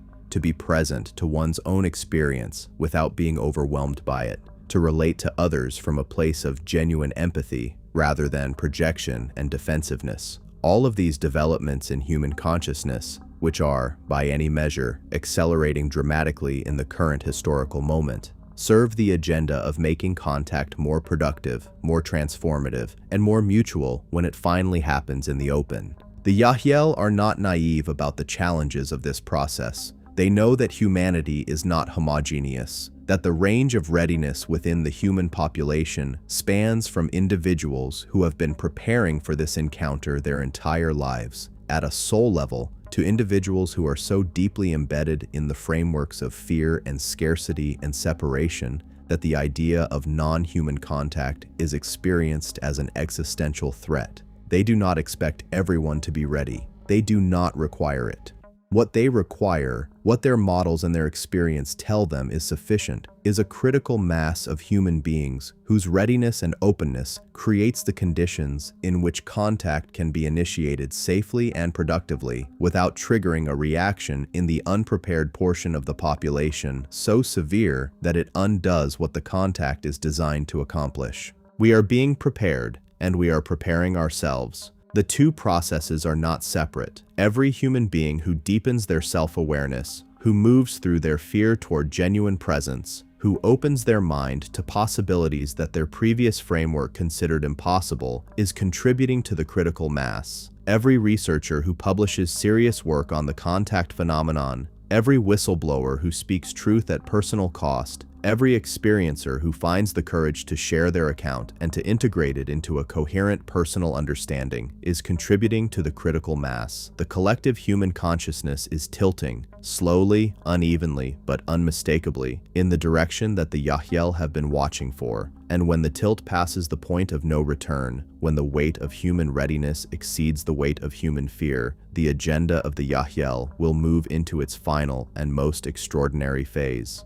The phase of open hello, hidden mysteries, the secrets they have not yet told. Every subject of genuine depth has a layer that resists examination, not because the people who know it are deliberately concealing it, but because the thing itself is not yet ready to be fully known. The Yahyel material has such a layer, not one layer, in fact, but several, nested mysteries within mysteries, questions that the most dedicated researchers have been orbiting for years without finding the center of, aspects of the Yahyel story that the most detailed contact sources acknowledge while declining to fully illuminate, saying only that the time is not yet right, that the understanding must be built from the outside in, that certain things cannot be received until other things have been integrated. This is not evasion, it is pedagogy. There is a difference between a teacher who refuses to answer because answering would undermine them, and a teacher who declines to answer because the student would not be served by an answer their current framework cannot hold. The mysteries we are about to examine are in the second category. They are not secrets in the conspiratorial sense, not hidden agendas, not suppressed information that someone is protecting for personal gain. They are aspects of the Yahyel story that are, by their nature, difficult to receive without a scaffolding of understanding that most of us are still building.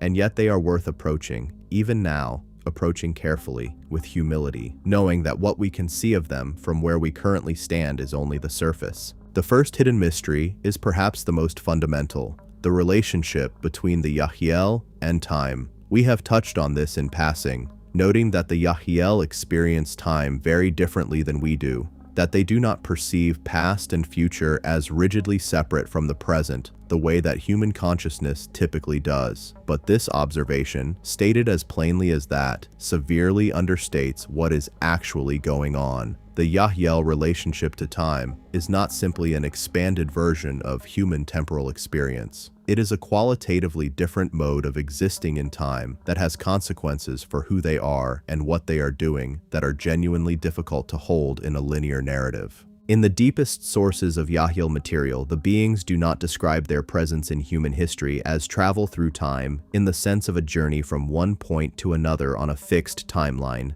They describe it as access, a form of perceptual access to what might be called the holographic structure of time, in which all moments of a given experiential continuum are simultaneously present to a sufficiently expanded consciousness, in the same way that all parts of a hologram are present in every fragment of the holographic plate. From this perspective, what we experience as the present moment is not a knife edge moving from past to future. It is a point of focus within a larger field in which past and future are equally real, equally present, equally accessible to a consciousness with the perceptual range to register them. What this means for the hybrid program is startling. The Yahyel have not just observed human history from the outside as it unfolded, they have participated in it from multiple points in what we experience as the timeline simultaneously. The ancient encounters described in Part 5 of this examination were not separate from the modern encounters. They are, in the Yahyel experience, aspects of a single sustained engagement with humanity that exists outside the linear sequence in which we experienced it. The beings who appeared to the Egyptian temple priests, to the medieval mystics, to the 19th century channelers, to the 20th century experiencers, these are not different Yahyel at different points in time.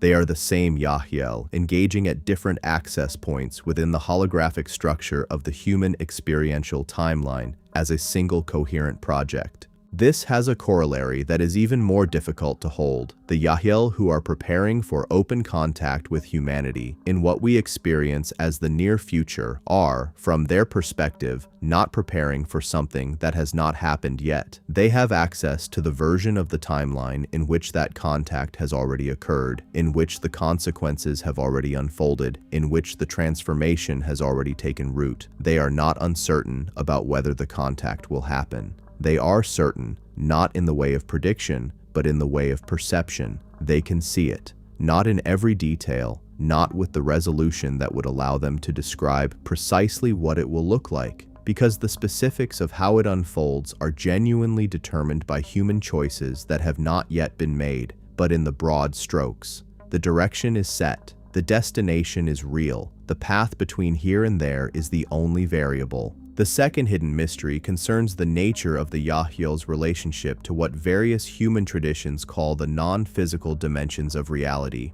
what some contact sources describe as the higher densities, what others describe as the astral planes, what still others describe as the realms of pure consciousness that underlie and give rise to physical existence. The Yahyel are not purely physical beings. Their consciousness extends, by nature and by development, into dimensions that our consciousness does not typically access while in the physical body. And those dimensions contain information, beings, and dynamics that are relevant to the human story in ways that our physical-only framework cannot accommodate. What operates in those dimensions that is relevant to us? One of the consistent features of the deepest Yahyel contact material is the reference to what can be loosely called a non-physical guidance system, a body of intelligence that exists in the non-physical dimensions and that is actively involved in the coordination of the contact process. The Yahyel describe this guidance system not as external authorities commanding them, but as a larger aspect of the same consciousness stream of which they are themselves expressions, a collective intelligence that includes their civilization, the Zeta Reticuli, the Syrians, and other participating intelligences, as well as aspects of the collective human soul that exist in the non-physical dimensions and that have been involved in the coordination of this process from a level that most human beings do not have conscious access to. This guidance system, this coordinating intelligence operating in the non-physical, is what human traditions have described in various vocabularies as the higher self, the council of light, the lords of karma, the oversoul, the host. The specific vocabulary matters less than the recognition that what is being described is a genuine reality, a level of intelligence and coordination operating in the non-physical dimensions that is continuously engaged with the drama of physical plane existence, that is not separate from or indifferent to what happens to physical beings, but that operates from a perspective so expanded and so comprehensive that the events that appear most dramatic from the physical perspective, individual suffering, civilizational conflict, the apparent contingency of the future, register as variations in a pattern that, from that perspective, is completely coherent and completely purposeful. The third hidden mystery concerns what the Yahyel know about the specific nature of the transformation that humanity is undergoing and that they are helping to prepare us for. They speak of it in terms of a density shift, a move from third density physical consciousness to fourth density integrated consciousness. But what does that actually mean at the level of lived experience? What changes for a human being who has made that transition? What ceases to be relevant? What becomes available? What does the world look like from the other side? The contact sources that have addressed this question directly describe something that is both recognizable and radically different from our current experience. Recognizable because it is still an embodied existence, still a physical life in a physical world with individual identity and social relationship and creative engagement with the material plane. But radically different because the fundamental assumption of third density experience, the assumption of separation, of the isolated self bounded by skin, moving through an external world that is fundamentally indifferent to its existence, dissolves. Not dramatically, not all at once, not in a way that eliminates the individual, but gradually, thoroughly, and irreversibly, the boundary between self and world, between the consciousness looking out and the consciousness being looked at, becomes transparent. This is not the dissolution of self into a formless unity. It is not the end of individual consciousness.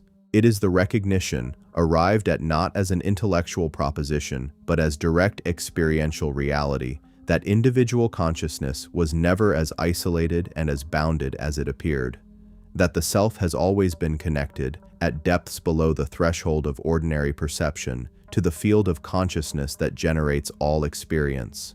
That the apparent separation was always a perspective, useful, generative, the source of the creativity and the depth and the passion that makes third density experience so valuable, but never the whole story. In fourth density experience, the field of consciousness that underlies and connects all individual experience becomes transparent, not something that must be inferred from philosophical argument or glimpsed in moments of peak experience, but the background of ordinary everyday awareness. The way that a fish becomes aware of water, not because the water is new, but because the fish has developed the perceptual capacity to perceive what was always there. And from that background of transparent connection, the experience of life, of relationship, of creativity, of meaning and purpose and belonging is radically transformed.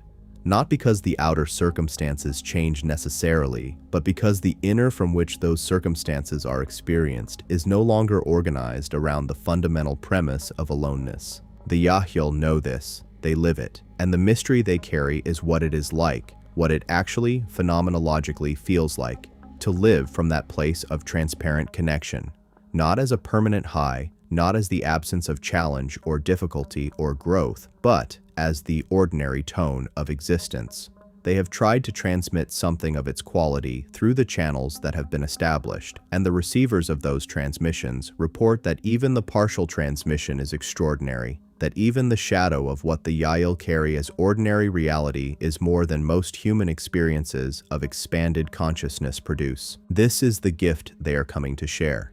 Not just the technology, not just the historical and cosmological knowledge, not just the healing that becomes possible when their medicine is available, but the demonstration, the living, present, embodied demonstration that the place where humanity is heading is real, that the direction of growth is towards something genuinely more beautiful than what we currently inhabit, that the difficulties and the disruptions of the transition are not signs of disaster, but signs of birth. The fourth hidden mystery is perhaps the most esoteric, and yet in some ways the most important. It concerns what might be called the Yahyel's relationship to what they describe as the original template of humanity, a blueprint, a design that exists in the non-physical dimensions and that represents not what humanity currently is, but what humanity was designed, in its deepest potential, to become.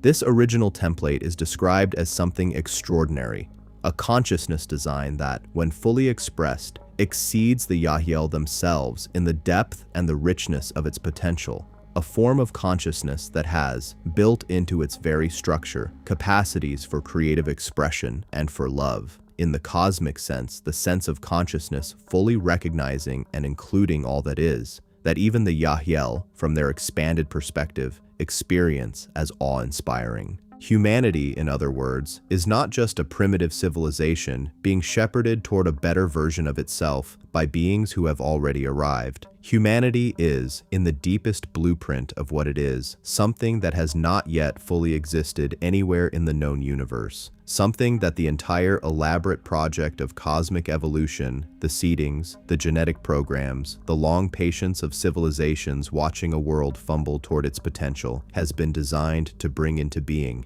And the Yahyel, in the final analysis, are not just our helpers or our family, they are our heralds, the advance guard of the recognition that what is about to be born here on this planet at this moment in its history is something that the universe has been waiting a very long time to see. This is the deepest mystery the Yahyel carry, not a secret in the sinister sense, a mystery in the sacred sense, something too large to be fully spoken, too important to be treated lightly, and too true to be permanently hidden. The veil is thinning. The moment is approaching, and what is on the other side of the veil is not the threat that fear projects onto the unknown. It is us, the full version of us, finally arriving at what we were always, at our deepest level, designed to be. Government suppression and the architecture of denial. No examination of the Yahyel or of any aspect of the non-human contact phenomenon can be complete without a serious and unflinching look at the institutional forces that have worked,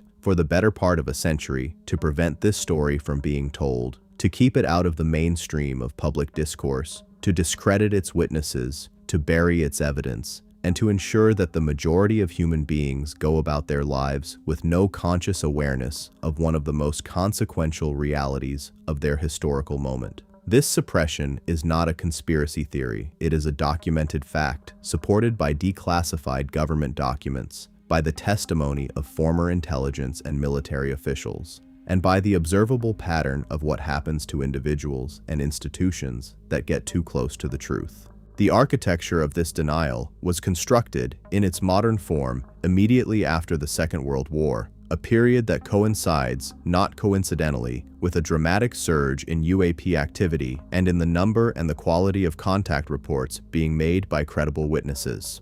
The most important early structural element of this architecture was the Robertson Panel, convened by the CIA in January 1953, which produced a report recommending not the investigation of the UAP phenomenon, but its active debunking. Not because the panel had concluded that there was nothing to investigate, but because they had concluded that public awareness of the phenomenon was itself a threat to national security, because it might clog official reporting channels with civilian sightings, and because it might be exploited by adversaries for psychological warfare purposes. The panel's recommendation was, explicitly, the systematic undermining of public interest in and credibility of UAP reports, a recommendation that was implemented through the cooperation of academic institutions, media organizations, and intelligence assets embedded in both. This created the framework that has dominated the institutional response to the UAP phenomenon ever since. Not honest investigation and honest reporting of findings, but deliberate, coordinated management of public perception.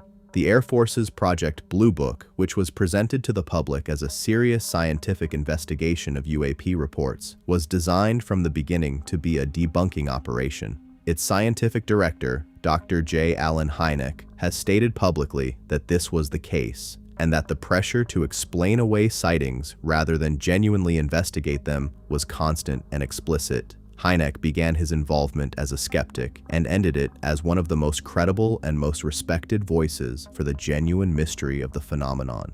A transformation that occurred precisely because his exposure to the actual evidence made honest skepticism untenable. The individuals who have come forward from within the intelligence and military community to describe what they know about the government's relationship to the contact phenomenon, from the early testimonies compiled by NICAP in the 1950s and 1960s through the groundbreaking Disclosure Project press conference organized by Dr. Stephen Greer in 2001, to the more recent congressional hearings of 2023, in which sitting and former military officers testified under oath about programs that maintained non-human craft and biological materials, have done so at considerable personal cost. They have been dismissed, their security clearances have been challenged, their mental health has been questioned, their professional reputations have been damaged. The institutional mechanisms for silencing these individuals have been well-funded, legally sophisticated, and ruthlessly applied. And yet the witnesses keep coming. Because the truth, once genuinely known, is not a thing that goes back quietly into the darkness when authority demands it. The man who has seen what he has seen, who carries the knowledge of what is real alongside the instruction that reality must be denied, reaches a point where the cost of continued silence exceeds the cost of speaking. This has happened over and over in the history of the suppression, and each time it happens, the architecture of denial must be patched and reinforced. Each patch requires more resources, more coordination, more sophisticated management. The edifice of denial is still standing, but it is no longer solid. It is honeycombed with cracks, each one the mark of someone who decided the truth was more important than the consequences. The specific suppression of information relating to the Yahyel and the hybrid program, information that would, if widely known, transform humanity's understanding not just of the UAP phenomenon, but of its own biology and its own history, has been even more tightly controlled than the general UAP information, because the general UAP information is already challenging enough to the conventional framework. It requires only the acknowledgement that some things are flying in human airspace that cannot be accounted for by any known human technology. That is disruptive. It challenges the assumption of human technological uniqueness in Earth's skies, but it does not fundamentally threaten the story of what humanity is. The hybrid program information is different. If the general UAP information requires people to revise their understanding of what is in the sky, the hybrid program information requires them to revise their understanding of what they are, of who contributed to the biology they inhabit, of what the history of their species actually consists of what the future of that species is moving toward. That is not a revision, that is a revolution. And the forces invested in maintaining the existing framework, Not just the governmental and intelligence agencies, but the religious institutions, the academic establishments, the pharmaceutical and energy industries, and the cultural authorities that have shaped the human self-understanding have every reason to prevent that revolution from occurring on a timeline they do not control.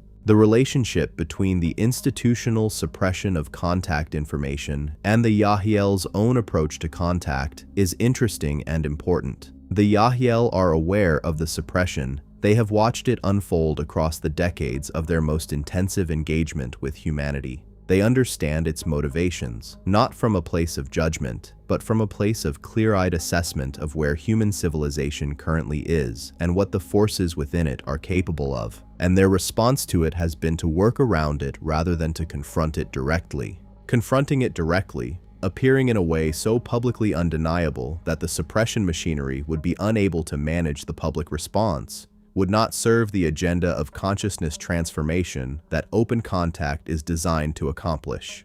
A landing on the White House lawn, or a UFO hovering over Times Square in broad daylight until the entire world could not look away, would produce an immediate and unavoidable acknowledgement of the phenomenon's reality. But it would do so under conditions of shock, the kind of collective shock that triggers fear responses rather than integration, that produces the demand for authoritative explanation rather than the quiet individual process of revising one's understanding of reality. And fear-driven mass events in the history of human civilization have not generally led to the kind of thoughtful, values-driven societal transformation that the Yahyel's agenda requires. So they work at the edges. They engage with individuals who have the capacity to integrate the contact and to communicate it in ways that reach other individuals. They support the researchers and the whistleblowers. They create conditions through the gradual increase in publicly observable UAP activity, through the crop formations, through the escalating quality of channeled communication, in which the truth becomes progressively harder to deny, not through dramatic confrontation, but through the quiet accumulation of undeniable evidence. They play a long game because they have a long relationship with time, and because they understand, in a way that only beings who have navigated their own extinction crisis can understand, that the destination is worth the patience. The suppression machinery is not, however, monolithic. It never has been. Within every institution that has been involved in maintaining the architecture of denial, there have been individuals who knew the truth and who struggled with what they knew. Scientists who could not, in conscience, sign off on explanations they knew were inadequate. Military officers who witnessed events they could not explain and who found the pressure to remain silent about them increasingly at odds with their sense of duty to the public they served. Intelligence analysts who understood what the data was saying and who found the official position, deny, debunk, manage, increasingly untenable as the evidence continued to accumulate. It is these individuals, the conscience-troubled insiders, the whistleblowers in waiting, who have consistently been the most important agents of change in the suppression system, more important than the researchers, more important than the experiencers, more important than the channelers and the contact advocates, because what they carry is not belief or testimony or intuition, but institutional knowledge, knowledge of the specific programs, the specific facilities, the specific events that the suppression system has been designed to keep hidden. And as that knowledge, carefully, one piece at a time, often at enormous personal cost, makes its way into the public domain, the architecture of denial becomes less complete, less able to hold the full weight of what it was built to conceal. The congressional hearings of 2023 represented a significant moment in this process, not because everything was disclosed, not because the full truth was finally spoken in a public forum, but because for the first time in the modern history of the suppression, sitting members of Congress were asking the questions that the public needed to hear asked, and former military officials were providing answers that could not be easily dismissed as the fantasies of the unhinged or the self-promotional claims of the attention-seeking.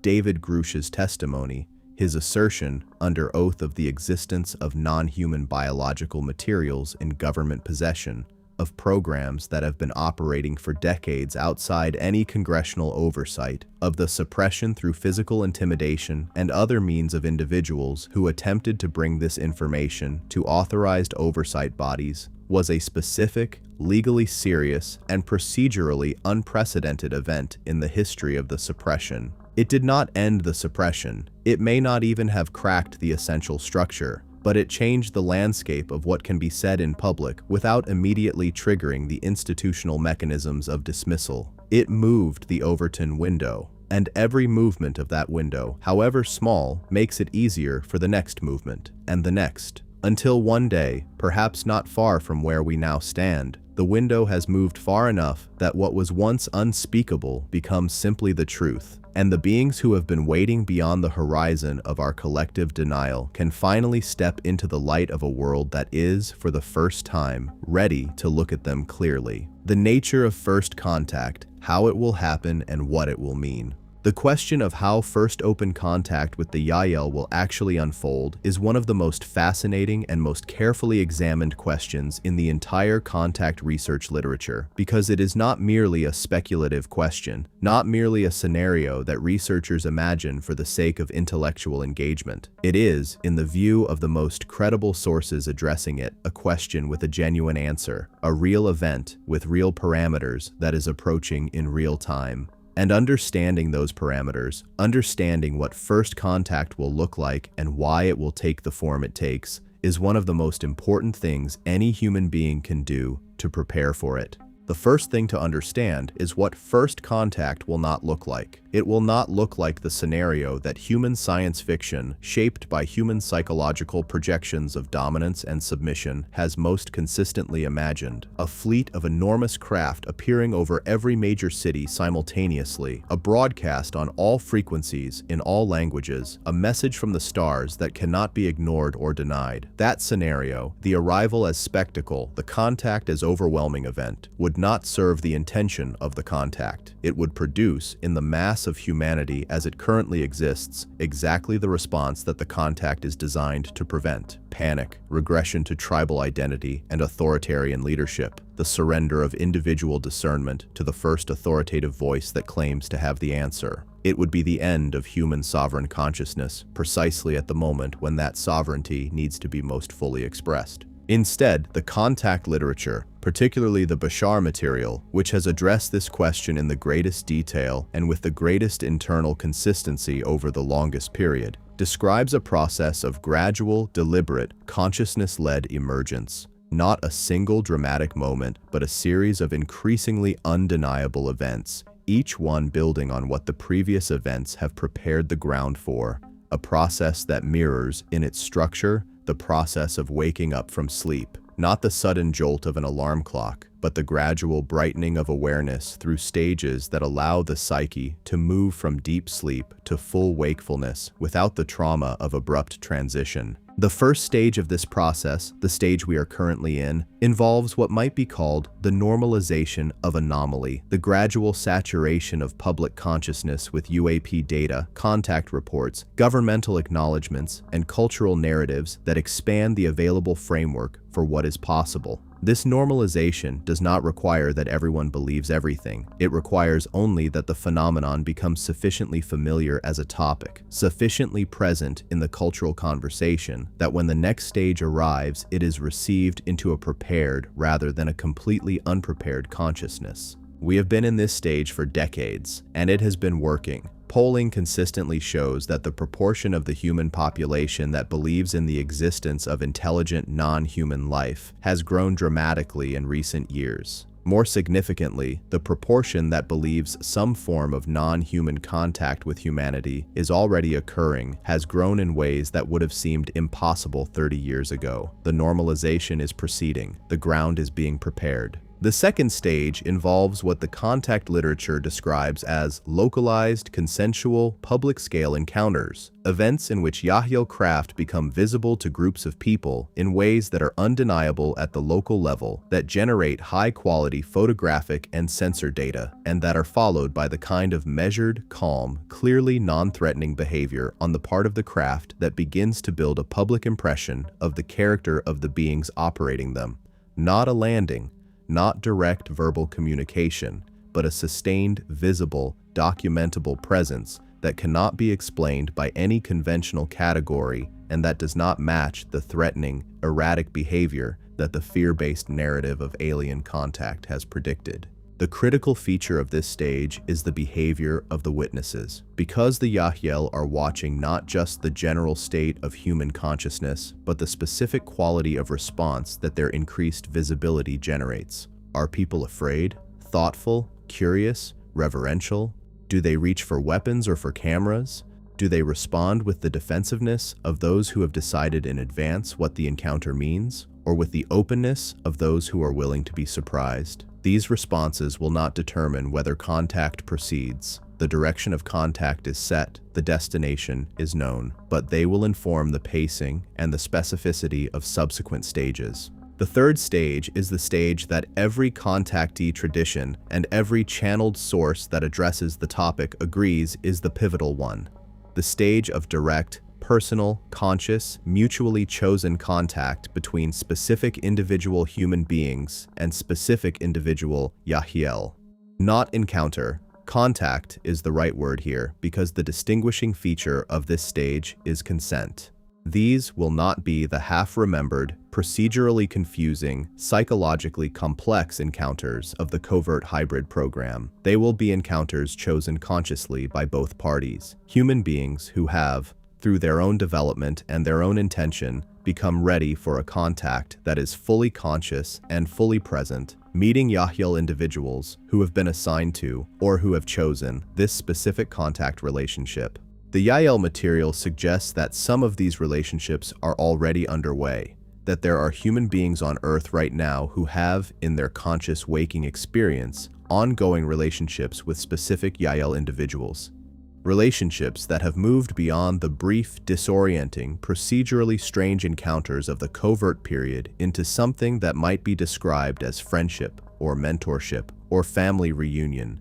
These relationships are described as the prototype, the proof of concept, for what will eventually become the norm, a world in which human beings and Yahyel individuals have ongoing, mutually enriching, fully conscious relationships, exactly as human beings have relationships with each other. The fourth stage, open, official, publicly acknowledged contact between the Yahyel civilization and human civilization at the institutional level, is the stage that most people, when they think of first contact, imagine as the event, and it is real. It will happen, but in the framework we have been building, it is not the beginning of contact. It is the acknowledgement of contact that has already been underway for a very long time. It is the moment when the relationship that has been building through all the stages we have described, through the covert hybrid program, through the gradual normalization, through the individual conscious contact relationships, becomes official, becomes public, becomes part of the institutional reality that human civilization recognizes and organizes around. What that moment will look like, the specifics of where and when and how, is not something that the contact sources are able or willing to describe precisely, for reasons that have to do both with their limitations in predicting the specific path of human free will choices and with the deliberate wisdom of leaving the specifics open. What they do describe is its quality, its emotional tone, the sense, when it happens, of recognition rather than shock, of something long expected finally arriving rather than something unprecedented and overwhelming appearing from nowhere, of a reunion, as we said at the beginning, rather than a first meeting. Because it is a reunion, it has always been a reunion, and everything that comes before it, however strange and however difficult and however complicated, is part of the preparation for that moment of recognition. The practical consequences of open contact with the Yahyel once it occurs are both enormous and surprisingly personal. At the civilizational level, the consequences include the ones we have already discussed. Access to zero-point energy technology, to consciousness-based medicine, to communication methods that transcend language, to a cosmological understanding that transforms humanity's relationship to the universe and to its own history.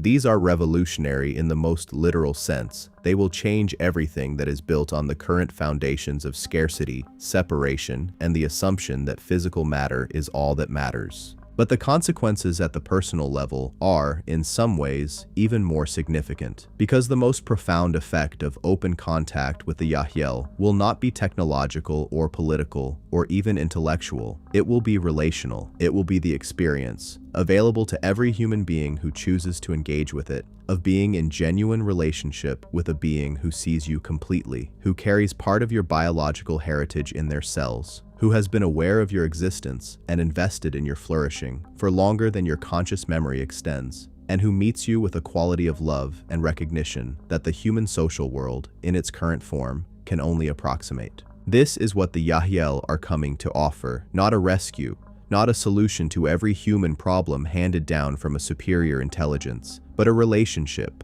a genuine, mutual, transformative, family-level relationship between two civilizations who are more deeply connected than either has fully understood and who are both, in different ways, incomplete without the other. The preparation for this relationship is already underway in every meditation practice, every act of genuine self-honesty, every moment of opening beyond the familiar into the unknown. Every human being who chooses consciousness over fear, who chooses curiosity over certainty, openness over defensiveness, love over the myriad forms of its absence, is making the relationship more possible, is moving the collective threshold closer to the point at which it can be crossed. The Yahyel do not need us to be perfect. They need us to be moving in the right direction, with genuine intention, with our eyes open, and in that regard, the evidence is hopeful. The future, what comes after contact, and who we become. We have come a long way from the beginning of this examination, from the first careful description of who the Yahyel are and why they deserve serious attention, through the deep history of their origins in the Syrian and Zeta lineages, through the specifics of their biology and their civilization and their technology,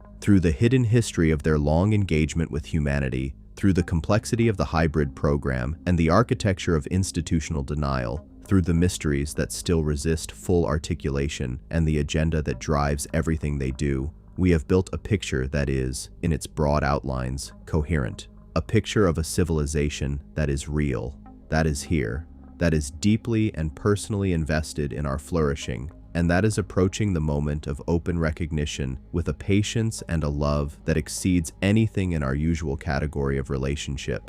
What remains to be examined, and what may be the most important question of all, is what comes after, what human civilization looks like on the other side of open contact, what becomes possible that is not currently possible, what we lose, if anything, in the transition, and who we become, individually and collectively, when the framework that has defined us for the past several thousand years is replaced by one large enough to contain the full truth of what we are. The most honest answer to the question of what the post-contact world looks like is, we cannot know in full, not because the question is unanswerable in principle, but because the answer depends on human choices that have not yet been made and that cannot be made in advance of the circumstances that will call them forth. The Yahyel can tell us what they hope for. They can describe what the consciousness development they are modeling makes possible. They can point toward the direction of travel, but the specific form that human civilization takes after contact is ours to determine through the choices we make in every moment leading up to that event and in every moment after it. What we do know, what the contact sources are able to describe with reasonable confidence, is the direction. And the direction is toward integration, in every sense of that word. The integration of the human with the non-human.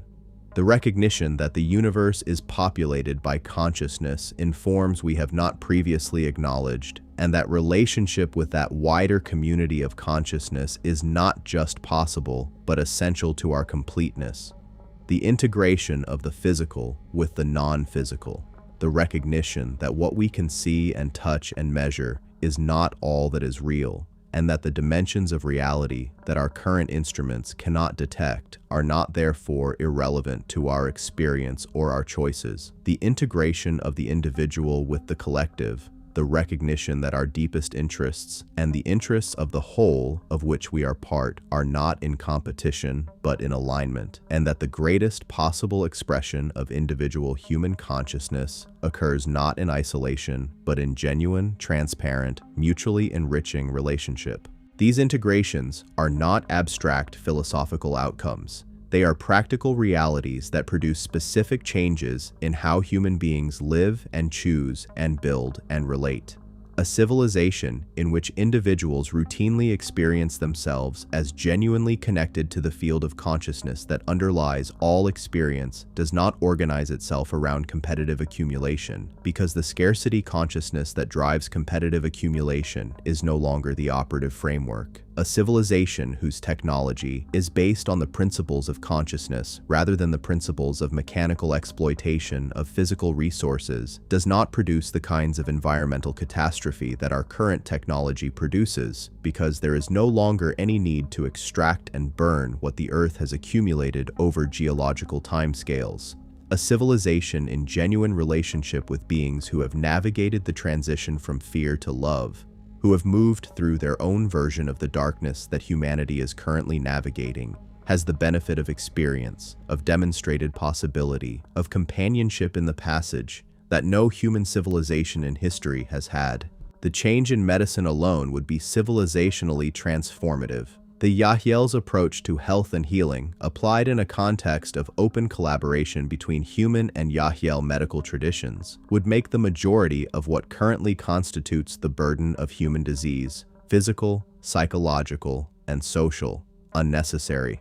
Not because all suffering would disappear, but because the most fundamental causes of suffering, the energetic distortions in the consciousness field that produce physical disease, the psychological wounding that produces social violence, the spiritual dislocation that produces the existential despair that underlies so much of human substance abuse, so much of human mental illness, so much of human cruelty, would be addressable at a level currently unavailable to us. The transformation of education in a post-contact world deserves particular attention because education, the deliberate cultivation of consciousness in the young, is where the most fundamental and the most durable change is possible. Human education in its current form is, by and large, the transmission of existing knowledge and the cultivation of existing cognitive skills. It takes the world as it currently is as its baseline and prepares children to function in that world. A post-contact education would take the world as it can be as its baseline and prepare children to participate in the ongoing creation of that world. It would include,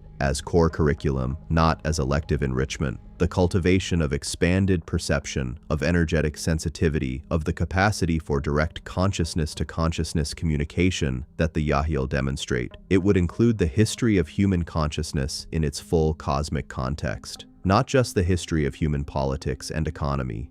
It would include training in what might be called discernment, the capacity to navigate an environment in which information comes from many more sources, including non-physical and non-human sources, than our current educational framework acknowledges or prepares students to evaluate. The generations raised in this expanded educational context, the children who grow up knowing that the universe is populated by consciousness in many forms, that their own consciousness extends beyond the boundaries of their individual personalities, that the choices they make resonate through networks of connection and consequence that our current psychology does not describe. These generations will be, in a meaningful sense, a different kind of human being. Not biologically different, not in the way that the Yahyel are biologically different from their ancestral lineages, but psychologically, perceptually, relationally different in ways that will make the civilization they build unrecognizable from the perspective of the civilization we currently inhabit.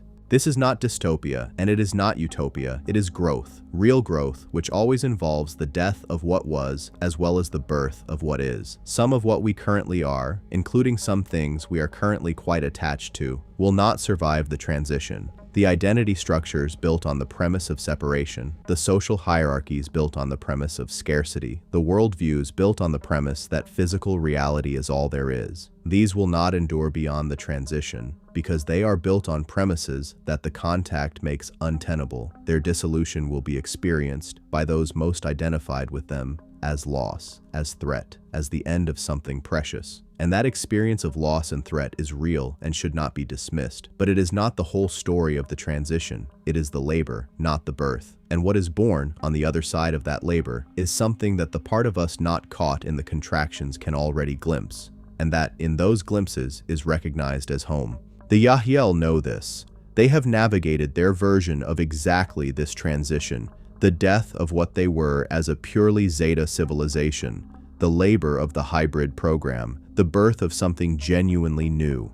They navigated it at significant cost, with significant suffering, without the benefit of companions who had already made the crossing, and they arrived on the other side, transformed in ways that they would not trade for anything the old world could have offered. They know the passage because they have made it, and their presence at our horizon, patient, loving, invested, already partially visible to those with eyes to see, is the most powerful evidence available to us that the passage is real, that it is navigable, and that what waits beyond it is worth everything the crossing requires. The question that this entire examination returns to in its final moments is the question of readiness, not whether humanity will eventually arrive at the destination that the Yahyel are pointing toward. That is not in question from the perspective of the most credible contact sources. Consciousness evolves. That is what it does. That is what it has always done.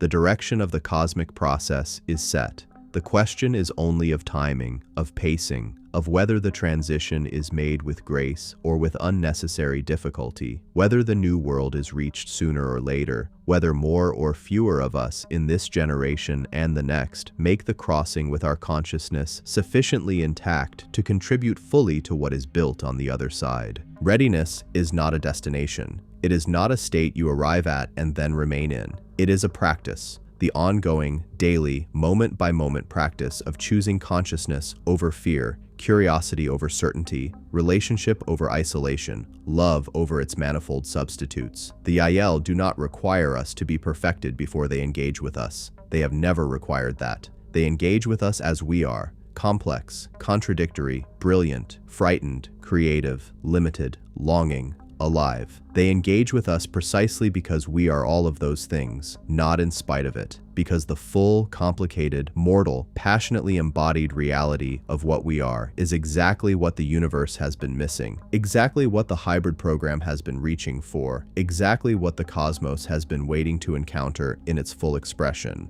We are the hidden mystery that the Yahyel are coming to find. Not a mystery to them. They know what we are, more completely and more tenderly than we know ourselves. But a mystery to the universe, whose experience of itself is about to be expanded by what only humanity, in the fullness of its terrifying and beautiful nature, can contribute. The threshold is close. The beings on the other side of it are real. Their investment in us is genuine. Their technology is extraordinary. Their history is intertwined with ours at depths we are only beginning to understand. Their agenda is the most benign and the most ambitious and the most loving agenda that has ever been brought to bear on a civilization at the edge of its own transformation. The only question is whether we are ready to look up, to look clearly, and to say yes to what has been circling our world for as long as we have existed, waiting not for us to become worthy, but simply for us to become willing. The Yahyel are not coming to save us. They are coming to witness us save ourselves, and to be there with open arms when the saving is done. That moment is not in some distant future. It is in the accumulation of every present moment in which a human being chooses expansion over contraction, every moment in which someone looks honestly at the fear and moves toward it rather than away, every moment in which the universe becomes, for someone who had been closed to it, a little more real and a little more full of love than they had previously been able to hold. In those moments, the contact is already happening, the reunion is already underway, and the beings we call the Yahyel are already here, closer than the space between heartbeats, more real than the world we built our certainties around, watching us with a love that does not flicker and does not tire and does not, under any circumstance, give up on us. They are our future, and in the deepest sense available to us, they are our family coming home, the Council of Civilizations, the wider community behind the Yahyel.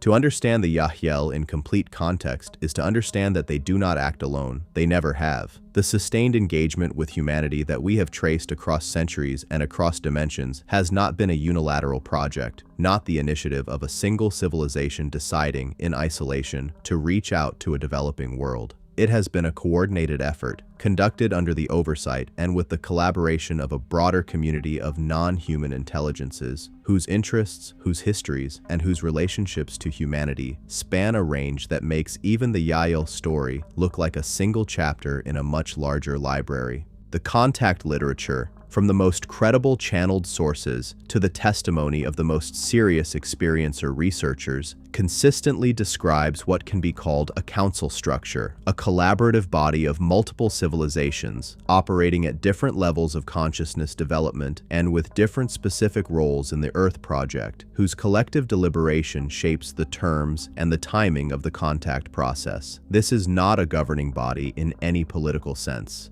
It is not an institution with enforcement mechanisms or formal authority. It is, more accurately, a community of shared intention, civilizations that have independently arrived at a recognition of humanity's significance and humanity's potential, and that have chosen, through resonance rather than obligation, to coordinate their engagement with our world in ways that serve that potential most effectively. Among the members of this council that appear most consistently in the contact literature, several deserve specific attention. We have already discussed the Syrians and the Zeta Reticuli at some length, but there are others whose influence on the human story is substantial and whose relationship to the Yahyel and to the broader contact agenda is important to understand. The Pleiadians, the civilization associated with the Pleiades star cluster, represent perhaps the most widely discussed members of the broader contact community in the popular consciousness, and their presence in the literature spans from the channeled transmissions of Barbara Marciniak through the more recent materials that have emerged through multiple independent channels. The Pleiadians are described consistently as a civilization that is closely related to humanity in their evolutionary heritage,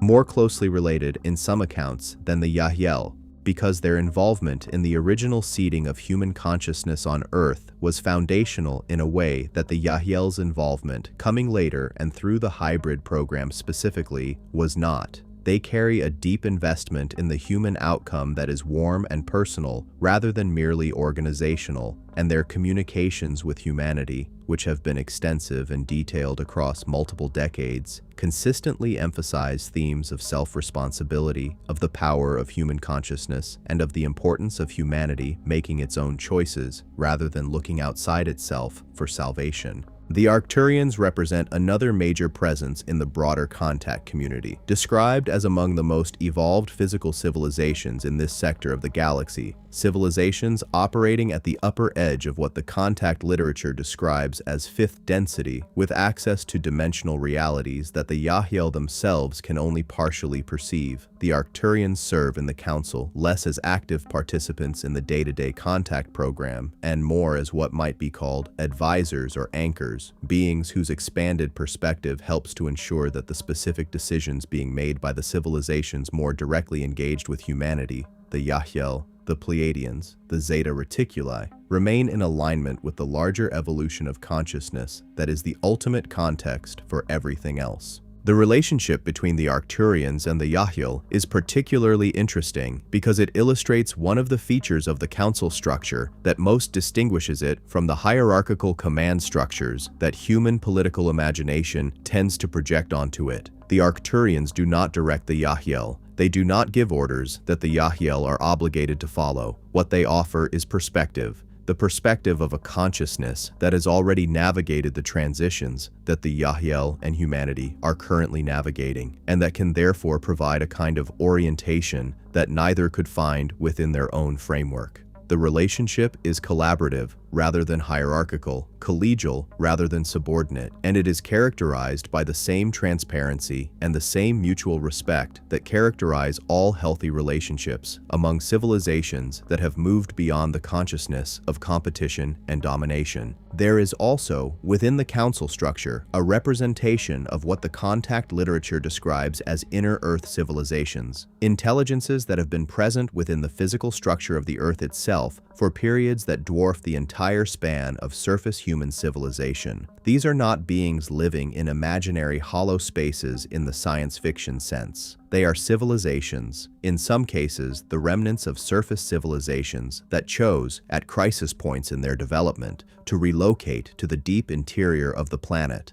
that have developed technological and consciousness capabilities that allow them to inhabit environments that surface-dwelling beings cannot access. Their relationship to surface humanity is complex and layered with history, and their voice in the council reflects a perspective that is uniquely Earth-centered, the perspective of beings for whom this planet is not a destination, but a home in the most ancient and most thorough sense. The role of this inner Earth community in the contact process is not one that the surface-dwelling contact literature has addressed with great clarity, and the reasons for that relative silence are themselves informative. The inner Earth civilizations have, in some of the contact sources that have touched on them, expressed a degree of ambivalence about the transition to open contact, not opposition, but a more complex relationship to the changes that open contact will bring than some of the more ardently pro-contact civilizations in the Council feel. This ambivalence reflects a long and, in some cases, painful history of interaction with surface humanity, a history that has not always been characterized by the respect and the care that the inner Earth civilizations feel they deserve as the oldest stewards of this world. Their voice in the Council is a reminder that the contact process must be attentive not just to the most visible and most vocal constituencies, but to all who have a legitimate stake in the world's future. The Essassani, the civilization of which Bashar identifies as a member, and which occupies a position in the council structure that is closely allied with but distinct from the Yahyel, deserve particular attention in this context. The Essassani are described as another hybrid civilization, somewhat further along the evolutionary spectrum than the Yahyel, whose existence also derives from the Zeta human genetic program, but whose specific lineage and specific characteristics differ in ways that give them a slightly different perspective and a slightly different role in the contact community. They are described as deeply invested in the human outcome, as maintaining a specific orientation toward the expansion of human consciousness rather than toward the biological and genetic dimensions of the program, and as particularly suited to the role of communication and translation between human and non-human frameworks of understanding.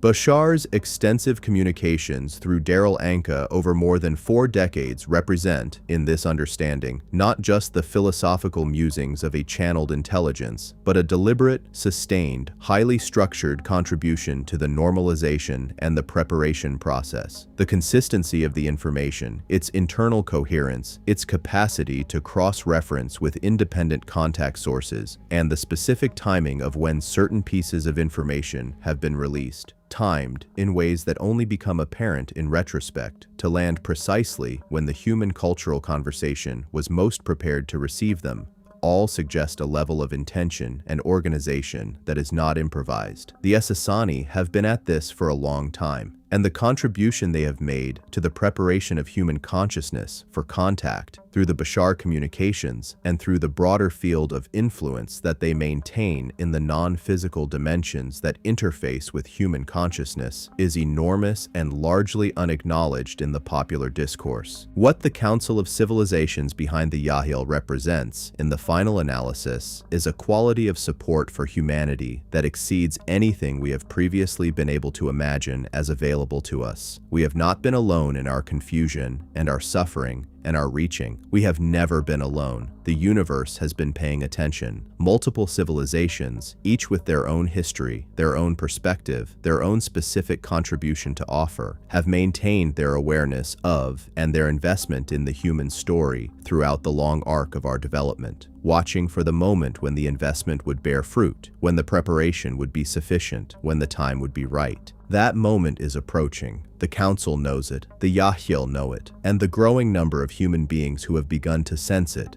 through contact, through expanded consciousness practices, through the simple growing sense that something is shifting in the fabric of reality that we collectively inhabit, know it too, in the way that living beings know things before the knowing can be fully articulated, in the body, in the dreams, in the sudden inexplicable sense, walking under the open sky on an ordinary evening, that you are not looking at an empty universe, but at a universe looking back. The personal dimension, how individuals can prepare for and invite contact. Of all the questions that the Yahyel material raises, perhaps the most personally urgent is this: what can an individual human being actually do right now in the context of their own life to engage with this reality in a way that is genuine, productive, and safe. Because for all the cosmic scope of what we have been discussing, the civilizational histories, the quantum physics, the council structures, the approaching moment of open contact, the most fundamental unit of this entire process is the individual human consciousness. Every contact that has occurred, and every contact that will occur, happens to an individual first. It happens in the particular, in the specific, in the real-time experience of a person who is standing in a specific place, carrying a specific history, and making a specific choice about how to respond to what they are encountering. The question of how to prepare for contact is therefore also the question of how to develop oneself as a human being, how to cultivate the specific qualities of consciousness that make genuine contact possible and that make the contact productive once it occurs. The Yahyel have been consistent and specific about what these qualities are through every channel of communication they have maintained. And what is remarkable about the list is how consistently it aligns with what the great wisdom traditions of human civilization, from Stoic philosophy to Buddhist practice to indigenous traditions worldwide, have independently identified as the markers of genuine human development. The first quality is self-awareness, not navel-gazing, not obsessive introspection, not the endless analysis of one's own psychological patterns that can become another form of avoidance of genuine engagement with the present moment, but the clear, honest, ongoing awareness of what is actually happening in one's internal experience, what one is feeling, what one is thinking, what one is afraid of, what one is invested in, what one is pretending not to know. The Yahyel's energetic transparency makes self-deception in their presence effectively impossible. The degree to which an individual has developed genuine self-awareness, the degree to which they have done the work of looking honestly at their own shadow material, their own projections, their own unconscious assumptions about reality, is the degree to which they can be present in a contact situation without being overwhelmed by the mirror effect of the Yahyel's transparent perception.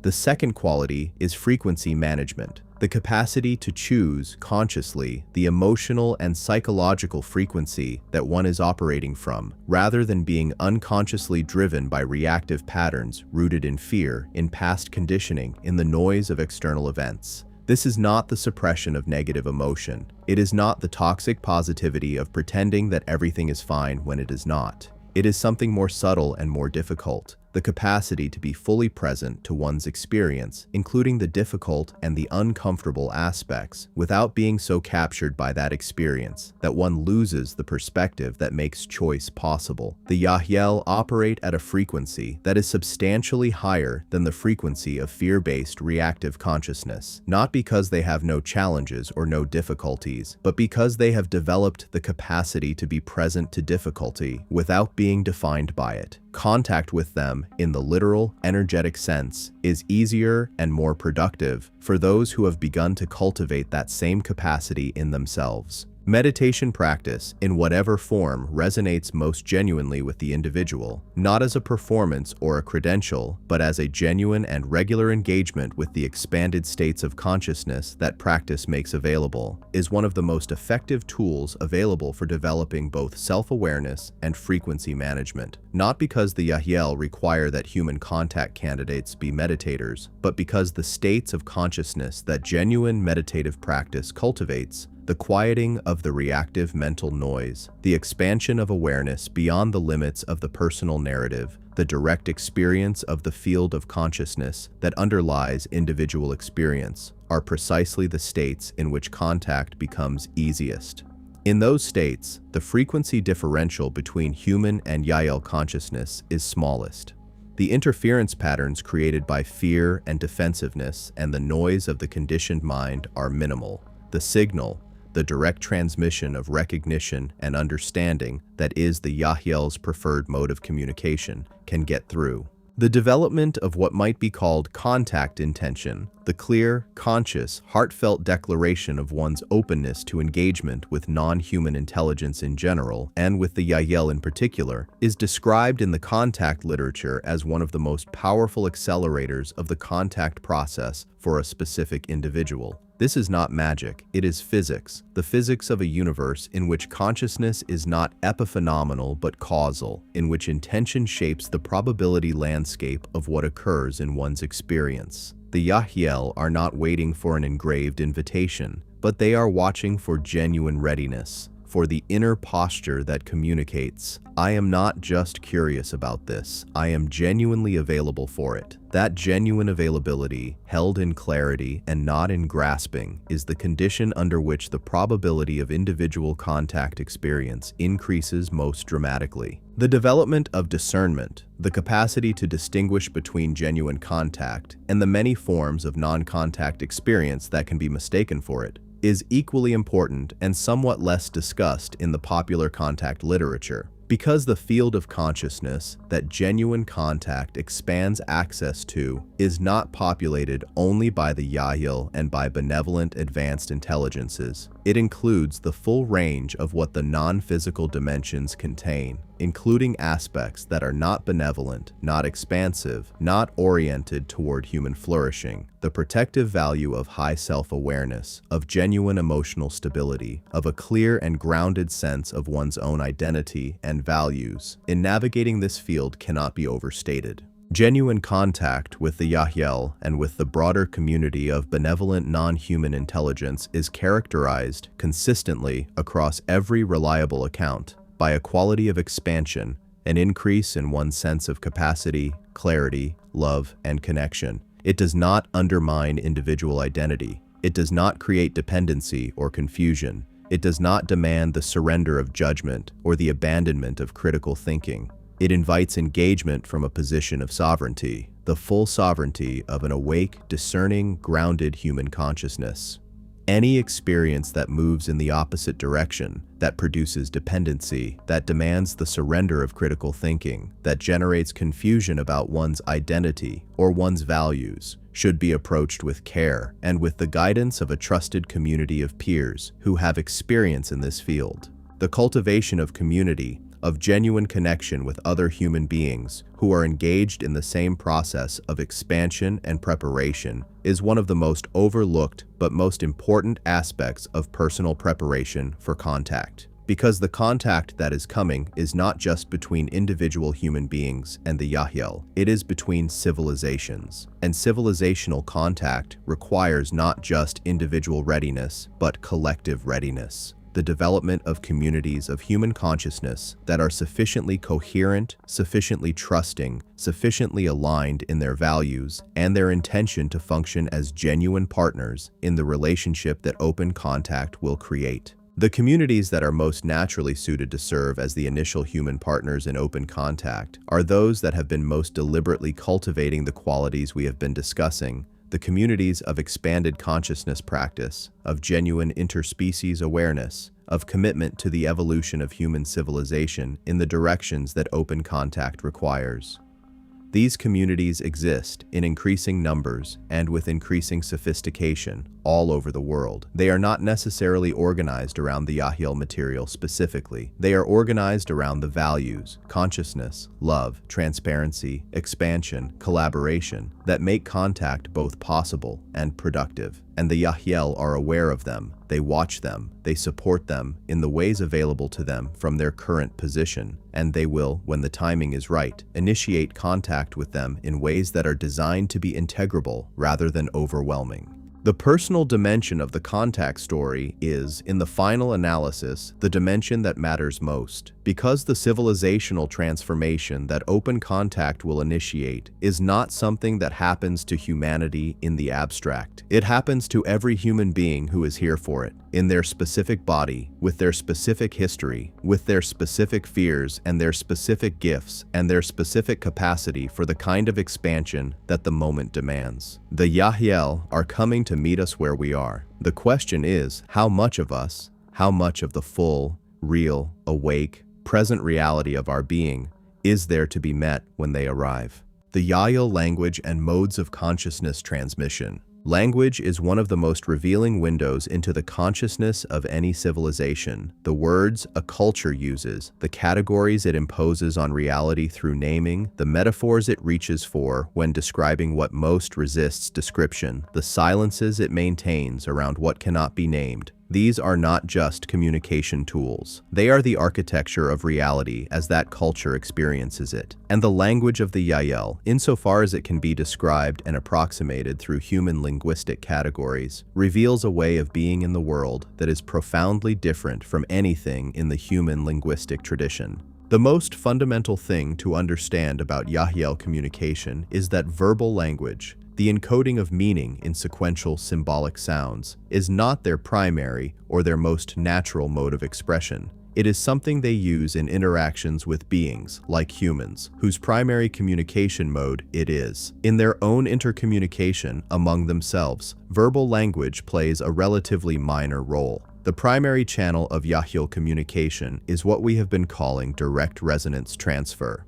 the transmission of fully formed meaning, including its intellectual, emotional, and contextual dimensions, directly from one consciousness to another through the quantum field that connects them. This mode of communication is not telepathy in the science fiction sense, not the reading of another's private thoughts without their knowledge or consent. It is better understood as a form of transparent expression, the direct, voluntary sharing of the full content of one's current experiencing with another consciousness that is equally available to receive it. The distinction between voluntary and involuntary is important. The Yahyel do not involuntarily broadcast their mental content to everyone in their vicinity, and they do not involuntarily receive the mental content of others. The transmission is deliberate, directed, and consensual, though the speed and the efficiency of it make it feel, to a human observing its effects, instantaneous and effortless in a way that our verbal communication never achieves. What this means in practice is that a Yahyel conversation has a quality that human conversation almost never achieves, the quality of two beings genuinely meeting, not performing, not negotiating the gap between what is felt and what can be said, not losing precision in the translation from inner experience to outer expression, simply present to each other in the full reality of what each is carrying in that moment, without filter or mediation. The understanding that passes between them is not an approximation. It is not a more or less successful rendering of the inner reality in an external symbolic system. It is the inner reality directly shared. The implications of this for the quality of Yahyel's social life are profound, and we touched on them in our earlier discussion of their civilization, but they are worth returning to in the context of language, because language shapes not just communication, but thought.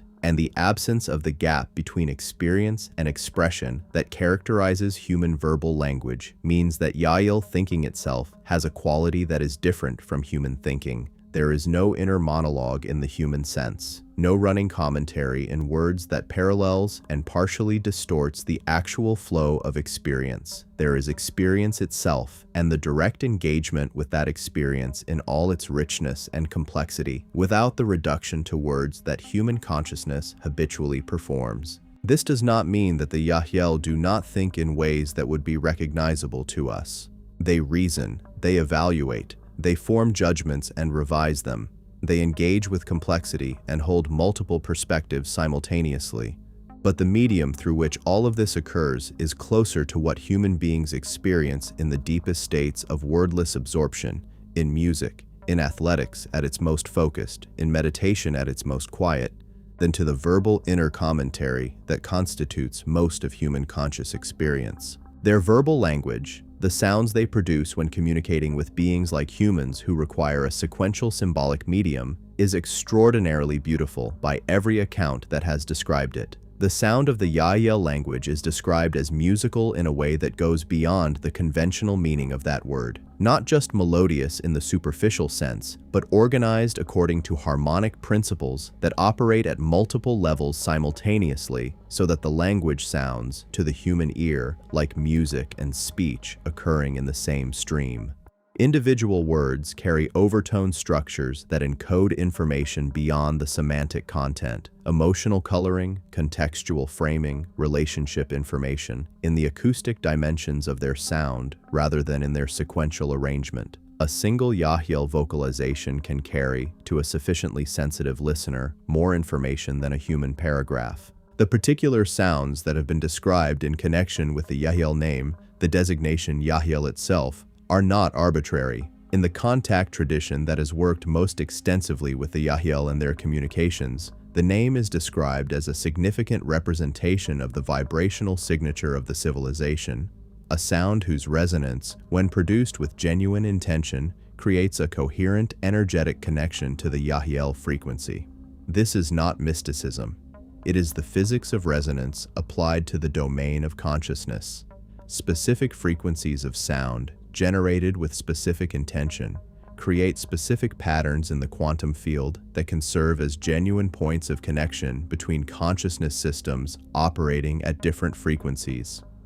The name Yahyel, in other words, is not just a label, it is a key, a vibrational code that, properly used, opens a channel of communication that is more than symbolic. This understanding of language as vibrational technology rather than merely symbolic representation is one of the most important differences between Yahyel and human approaches to communication, and it has consequences that extend far beyond the interpersonal. In Yahyel civilization, the sounds used in creative expression, in what we would call music, but that they would understand as something broader and more fundamental, are understood as direct manipulations of the quantum field. Not metaphorically, not in the way that human music can metaphorically be said to move people, but literally, the sounds produced in Yahyel creative practices directly alter the structure of the consciousness field in their vicinity, producing states of awareness in those who receive them that are as real and as specific as the effects of any physical intervention. The ancient human tradition that comes closest to this understanding is the tradition of sacred sound as it appears in Hindu and Buddhist mantra practice, in the Kabbalistic understanding of the Hebrew letters as the vibrational building blocks of creation, in the ancient Egyptian use of specific sound frequencies in temple rituals designed to alter the consciousness of participants in ways that facilitated direct contact with the non-physical dimensions. These traditions were not naive or primitive. They were the remnants, preserved through the filter of human cultural memory and human interpretive frameworks, of an understanding of sound as consciousness technology that the Yahyel still practice in its fully developed form. This understanding also illuminates one of the most puzzling aspects of the genuine crop circle formations, the fact that they consistently appear in areas of the English countryside that ancient peoples identified as acoustically significant, and that some researchers have found to have unusual acoustic properties related to the specific geometry of their placement in the landscape. If the Yahyel create genuine crop formations not through mechanical means, but through a consciousness field technology that uses coherent intentional energy to directly alter the structure of physical matter, then the acoustic properties of the formation sites are not coincidental. They are part of the methodology, the physical landscape's resonant properties serving as an amplifying medium for the consciousness field technology being applied. The development of communication between humans and the Yahyel in the post-contact world will necessarily involve a significant expansion of human communicative capacity, not just the acquisition of a new verbal language, but the development of modes of expression and reception that currently lie largely dormant in the human sensory and perceptual system. The capacity for direct consciousness-to-consciousness communication, for what we might call resonance transmission in the Yahyel mode, is not absent in human biology. It is present, in potential, in the quantum biological substrate of the human nervous system. What is absent is its development, its refinement, and above all, the social and educational frameworks that would support that development. Human children, before the socialization processes that concentrate awareness in the verbal rational mode, often display a degree of direct perceptual sensitivity that the adult world, unable to accommodate it, systematically discourages. The child who knows what people are feeling before they say anything. The child who responds to the emotional reality of a situation rather than to the narrative being presented about it. The child who experiences the world as animated, as speaking, as filled with a significance that verbal categories can only approximate. These are not the projections of an immature mind that will be corrected by proper development. They are the early expressions of precisely the perceptual capacities that the contact between humans and the Yahyel will eventually develop into full and integrated expression. The Yahyel understand this.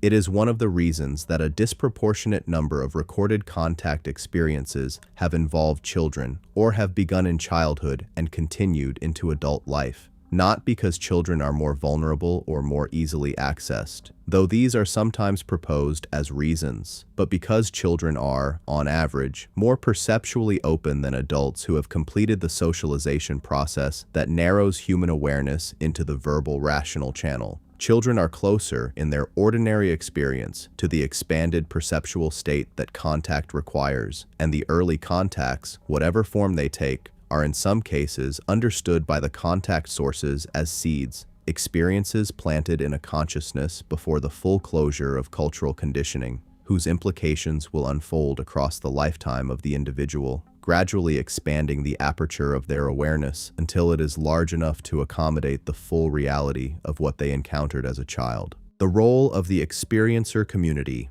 human pioneers of contact. No examination of the Yahyel's relationship with humanity would be complete without a thorough and respectful treatment of the community of individuals who have been the most directly involved in the contact process, the experiencers. Not as subjects of study, not as data points in a research database, but as pioneers, as human beings who have, by some combination of soul-level agreement, personal readiness, and the specific circumstances of their lives, found themselves at the leading edge of one of the most consequential processes in human history, the preparation for open contact between our civilization and the Yahyel. The experiencer community is not a monolithic group. It is a diverse, complex, often deeply private population of individuals whose common thread is that something extraordinary happened to them, something that they did not ask for in their waking life, that has permanently changed their understanding of reality, and that they have had to integrate into the existing framework of their lives with very little institutional support, and often with active social penalty for speaking about it honestly. The courage that the act of speaking about contact experience requires, in a culture that has systematically pathologized, ridiculed, and dismissed those who report such experiences, is a courage that cannot be adequately honored in passing. It deserves recognition as one of the defining forms of human bravery in our historical moment. The diversity of the experiencer community reflects the diversity of humanity. Experiencers are found across every culture, every economic class, every level of education, every belief system, every demographic category. They are farmers and professors, military veterans and school children, priests and atheists, artists and engineers. What they share is not a psychological type. Decades of clinical research have established that experiencers as a population are not more psychologically disturbed, not more fantasy-prone, not more susceptible to false memory than the general population. What they share is an experience, and the experience, with all its variation in specific content and in the personal response to it, points consistently toward the same underlying reality. John Mack understood this better than almost any other academic researcher who has worked with the experiencer population. What he found, through years of careful, clinically rigorous engagement with hundreds of experiencers, was that the contact phenomenon was genuinely anomalous, that it could not be accounted for by any of the conventional psychological mechanisms that had been proposed to explain it. Fantasy, confabulation, sleep paralysis, psychotic episode, temporal lobe epilepsy. Each of these mechanisms had been invoked to explain the experiencer accounts, and each of them, when tested against the actual clinical data, was found inadequate. The experiences were too consistent across individuals with no contact with each other, too specific in their physical details, too corroborated by physical evidence in some cases, marks on the body, anomalous radioactivity in locations where craft were reported, physiological changes that could not have been produced by purely psychological events. Mac's eventual conclusion, cautiously, carefully, against every institutional pressure of his Harvard position, was that the contact phenomenon was real. Not real in the sense that he was certain about the specific ontological status of the beings involved. Not real in the sense that he claimed to know exactly what was happening, but real in the sense that something was happening that transcended any psychological or conventional physical explanation. Something that was genuinely anomalous, genuinely consequential, and genuinely deserving of the serious scientific attention that it had not received. The transformation that typically follows a genuine contact experience,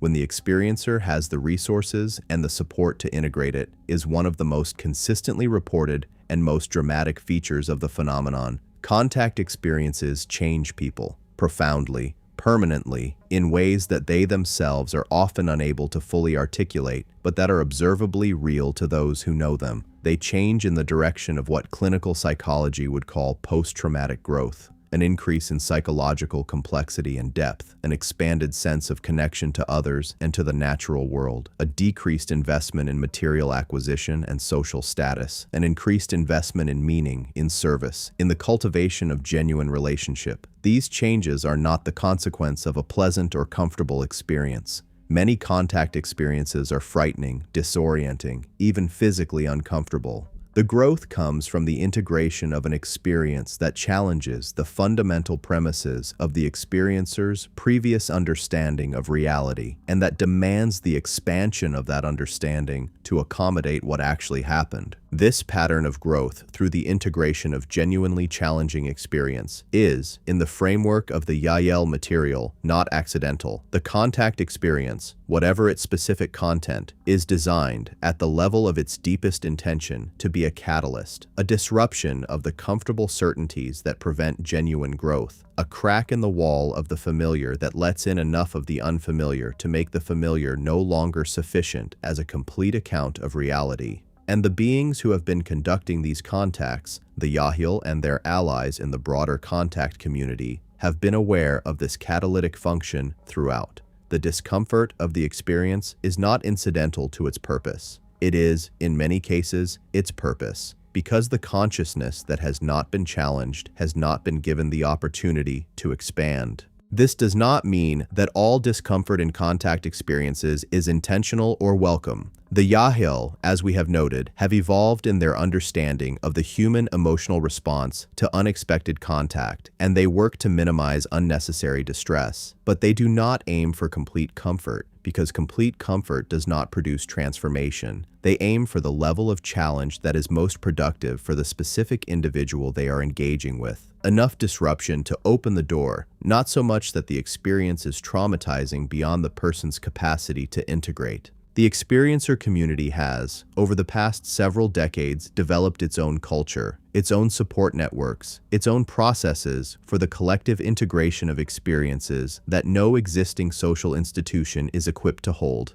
Organizations like the Mutual UFO Network, the Center for the Study of Extraterrestrial Intelligence, and the many informal communities that have formed around shared contact experience represent humanity's first attempt to develop the social infrastructure that the contact phenomenon requires. They are imperfect, as all first attempts at something genuinely new are imperfect. They carry the marks of the culture that produced them, the competitiveness, the status dynamics, the occasional intolerance for perspectives that challenge the group's shared certainty. But they are also remarkable, communities of human beings who have said collectively that this experience matters, that the people who have had it deserve dignity and support and serious engagement rather than dismissal and ridicule, and that figuring out what it means is worth the considerable investment of time and energy and social risk that the undertaking requires. The experiencer community is, in the deepest sense, the advance guard of the post-contact human civilization.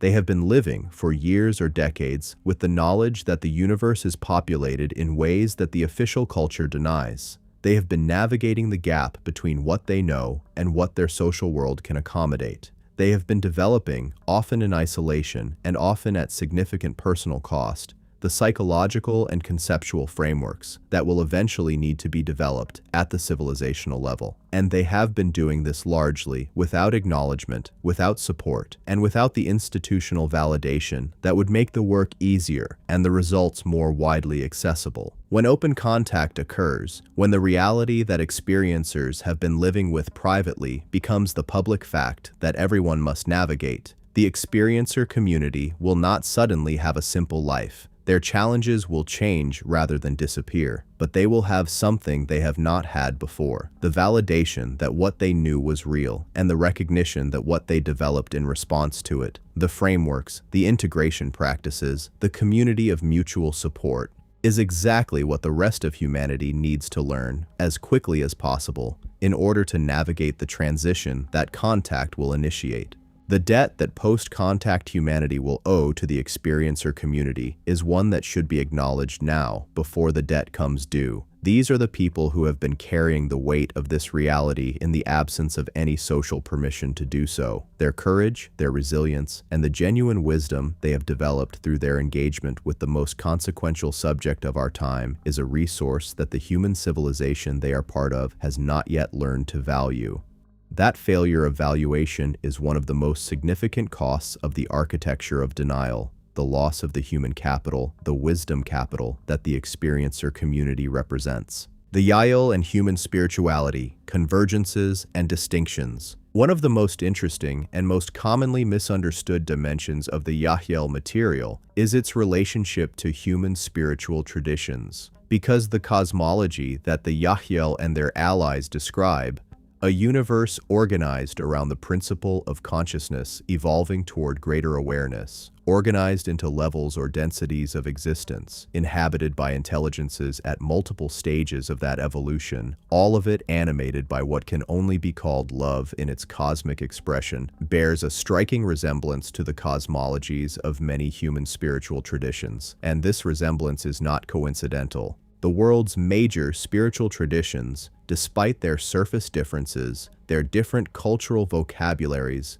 their different institutional forms, and their sometimes violent disagreements with each other, converge at their experiential core on a remarkably consistent description of the nature of consciousness and its relationship to what we call God, Source, or the Absolute.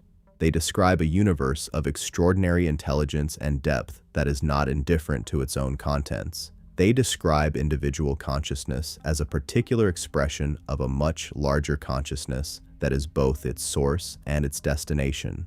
They describe the development of individual consciousness through lifetimes, through practices of attention and compassion and self-knowledge, as a process of returning to what was always one's true nature, obscured by the forgetting that incarnation in physical form requires.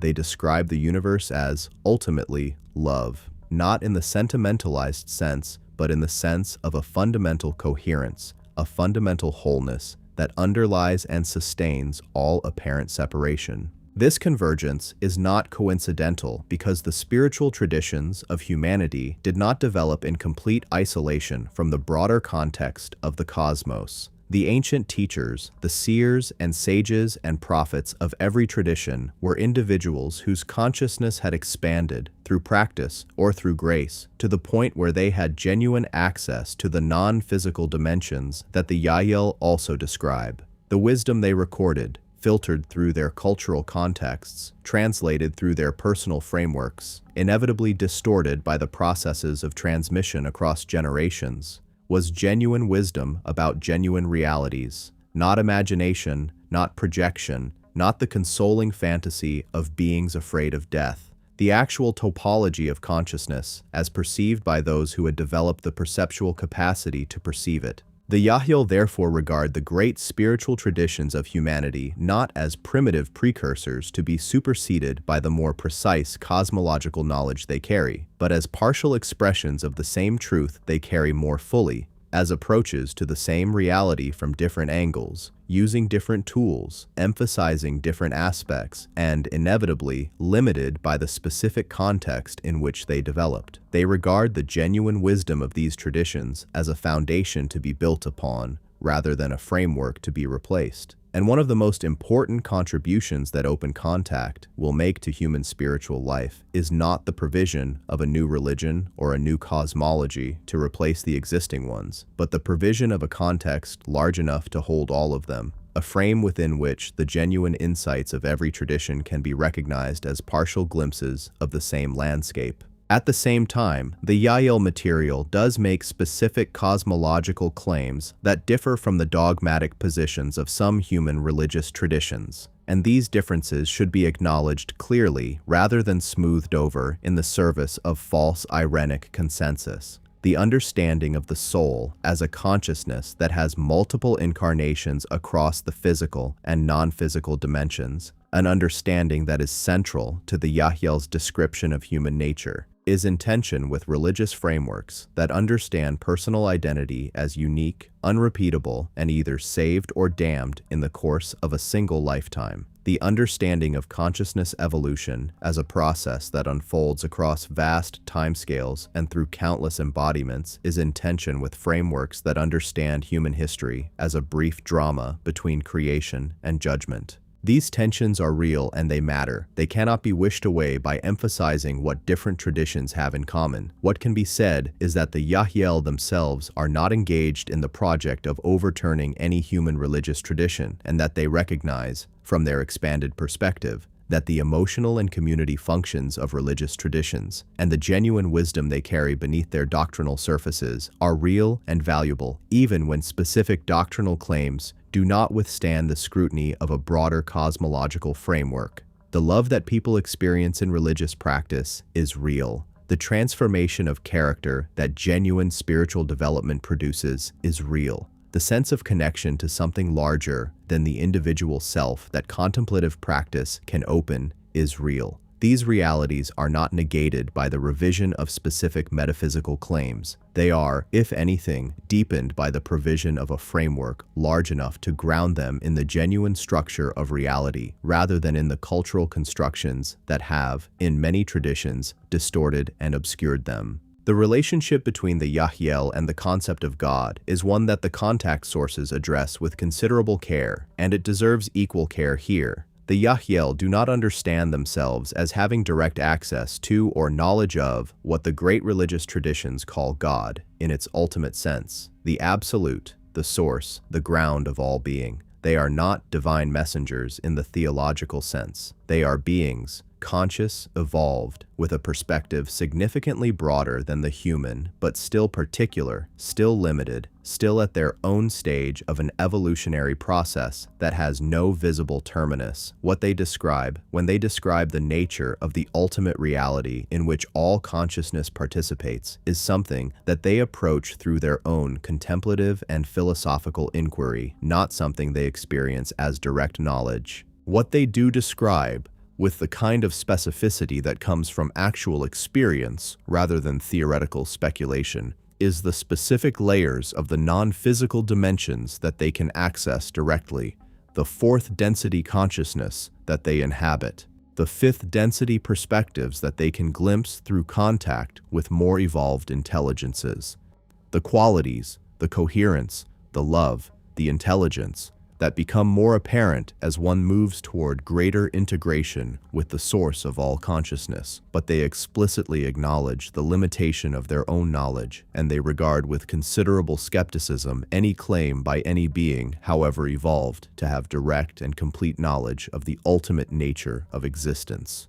The universe, from their perspective, is inexhaustibly deep, and the deepest things about it remain, even from their vantage point, genuinely mysterious. This epistemic humility, this willingness to acknowledge the limit of their knowing, even across the vast expansion of consciousness that they represent relative to current humanity, is one of the features of the Yahyel material that most recommends it as genuine. beings who present themselves as all-knowing, as having complete access to ultimate truth, as beyond the possibility of error or limitation, are beings to approach with caution, regardless of how elevated their apparent consciousness or how impressive their claimed knowledge. The Yahyel do not make these claims. They present themselves as further along a path that has no visible end, carrying what they have learned from the specific distance they have traveled, and offering it freely to those who are ready to receive it, while explicitly acknowledging that what they carry is a view, not the view, and that the next step in the journey will undoubtedly reveal things that their current perspective does not contain.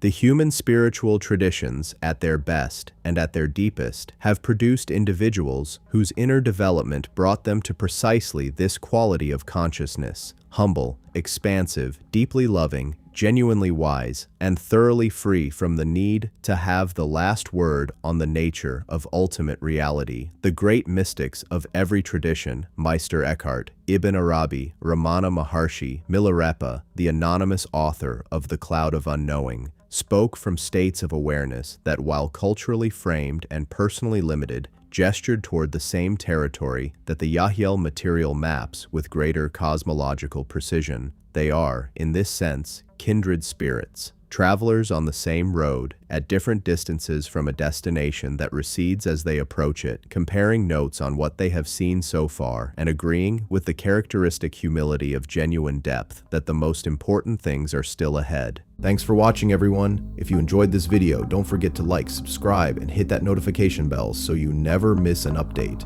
Drop a comment below with your thoughts. I love hearing from you. Check out more videos on the screen, and I'll see you in the next one. Take care.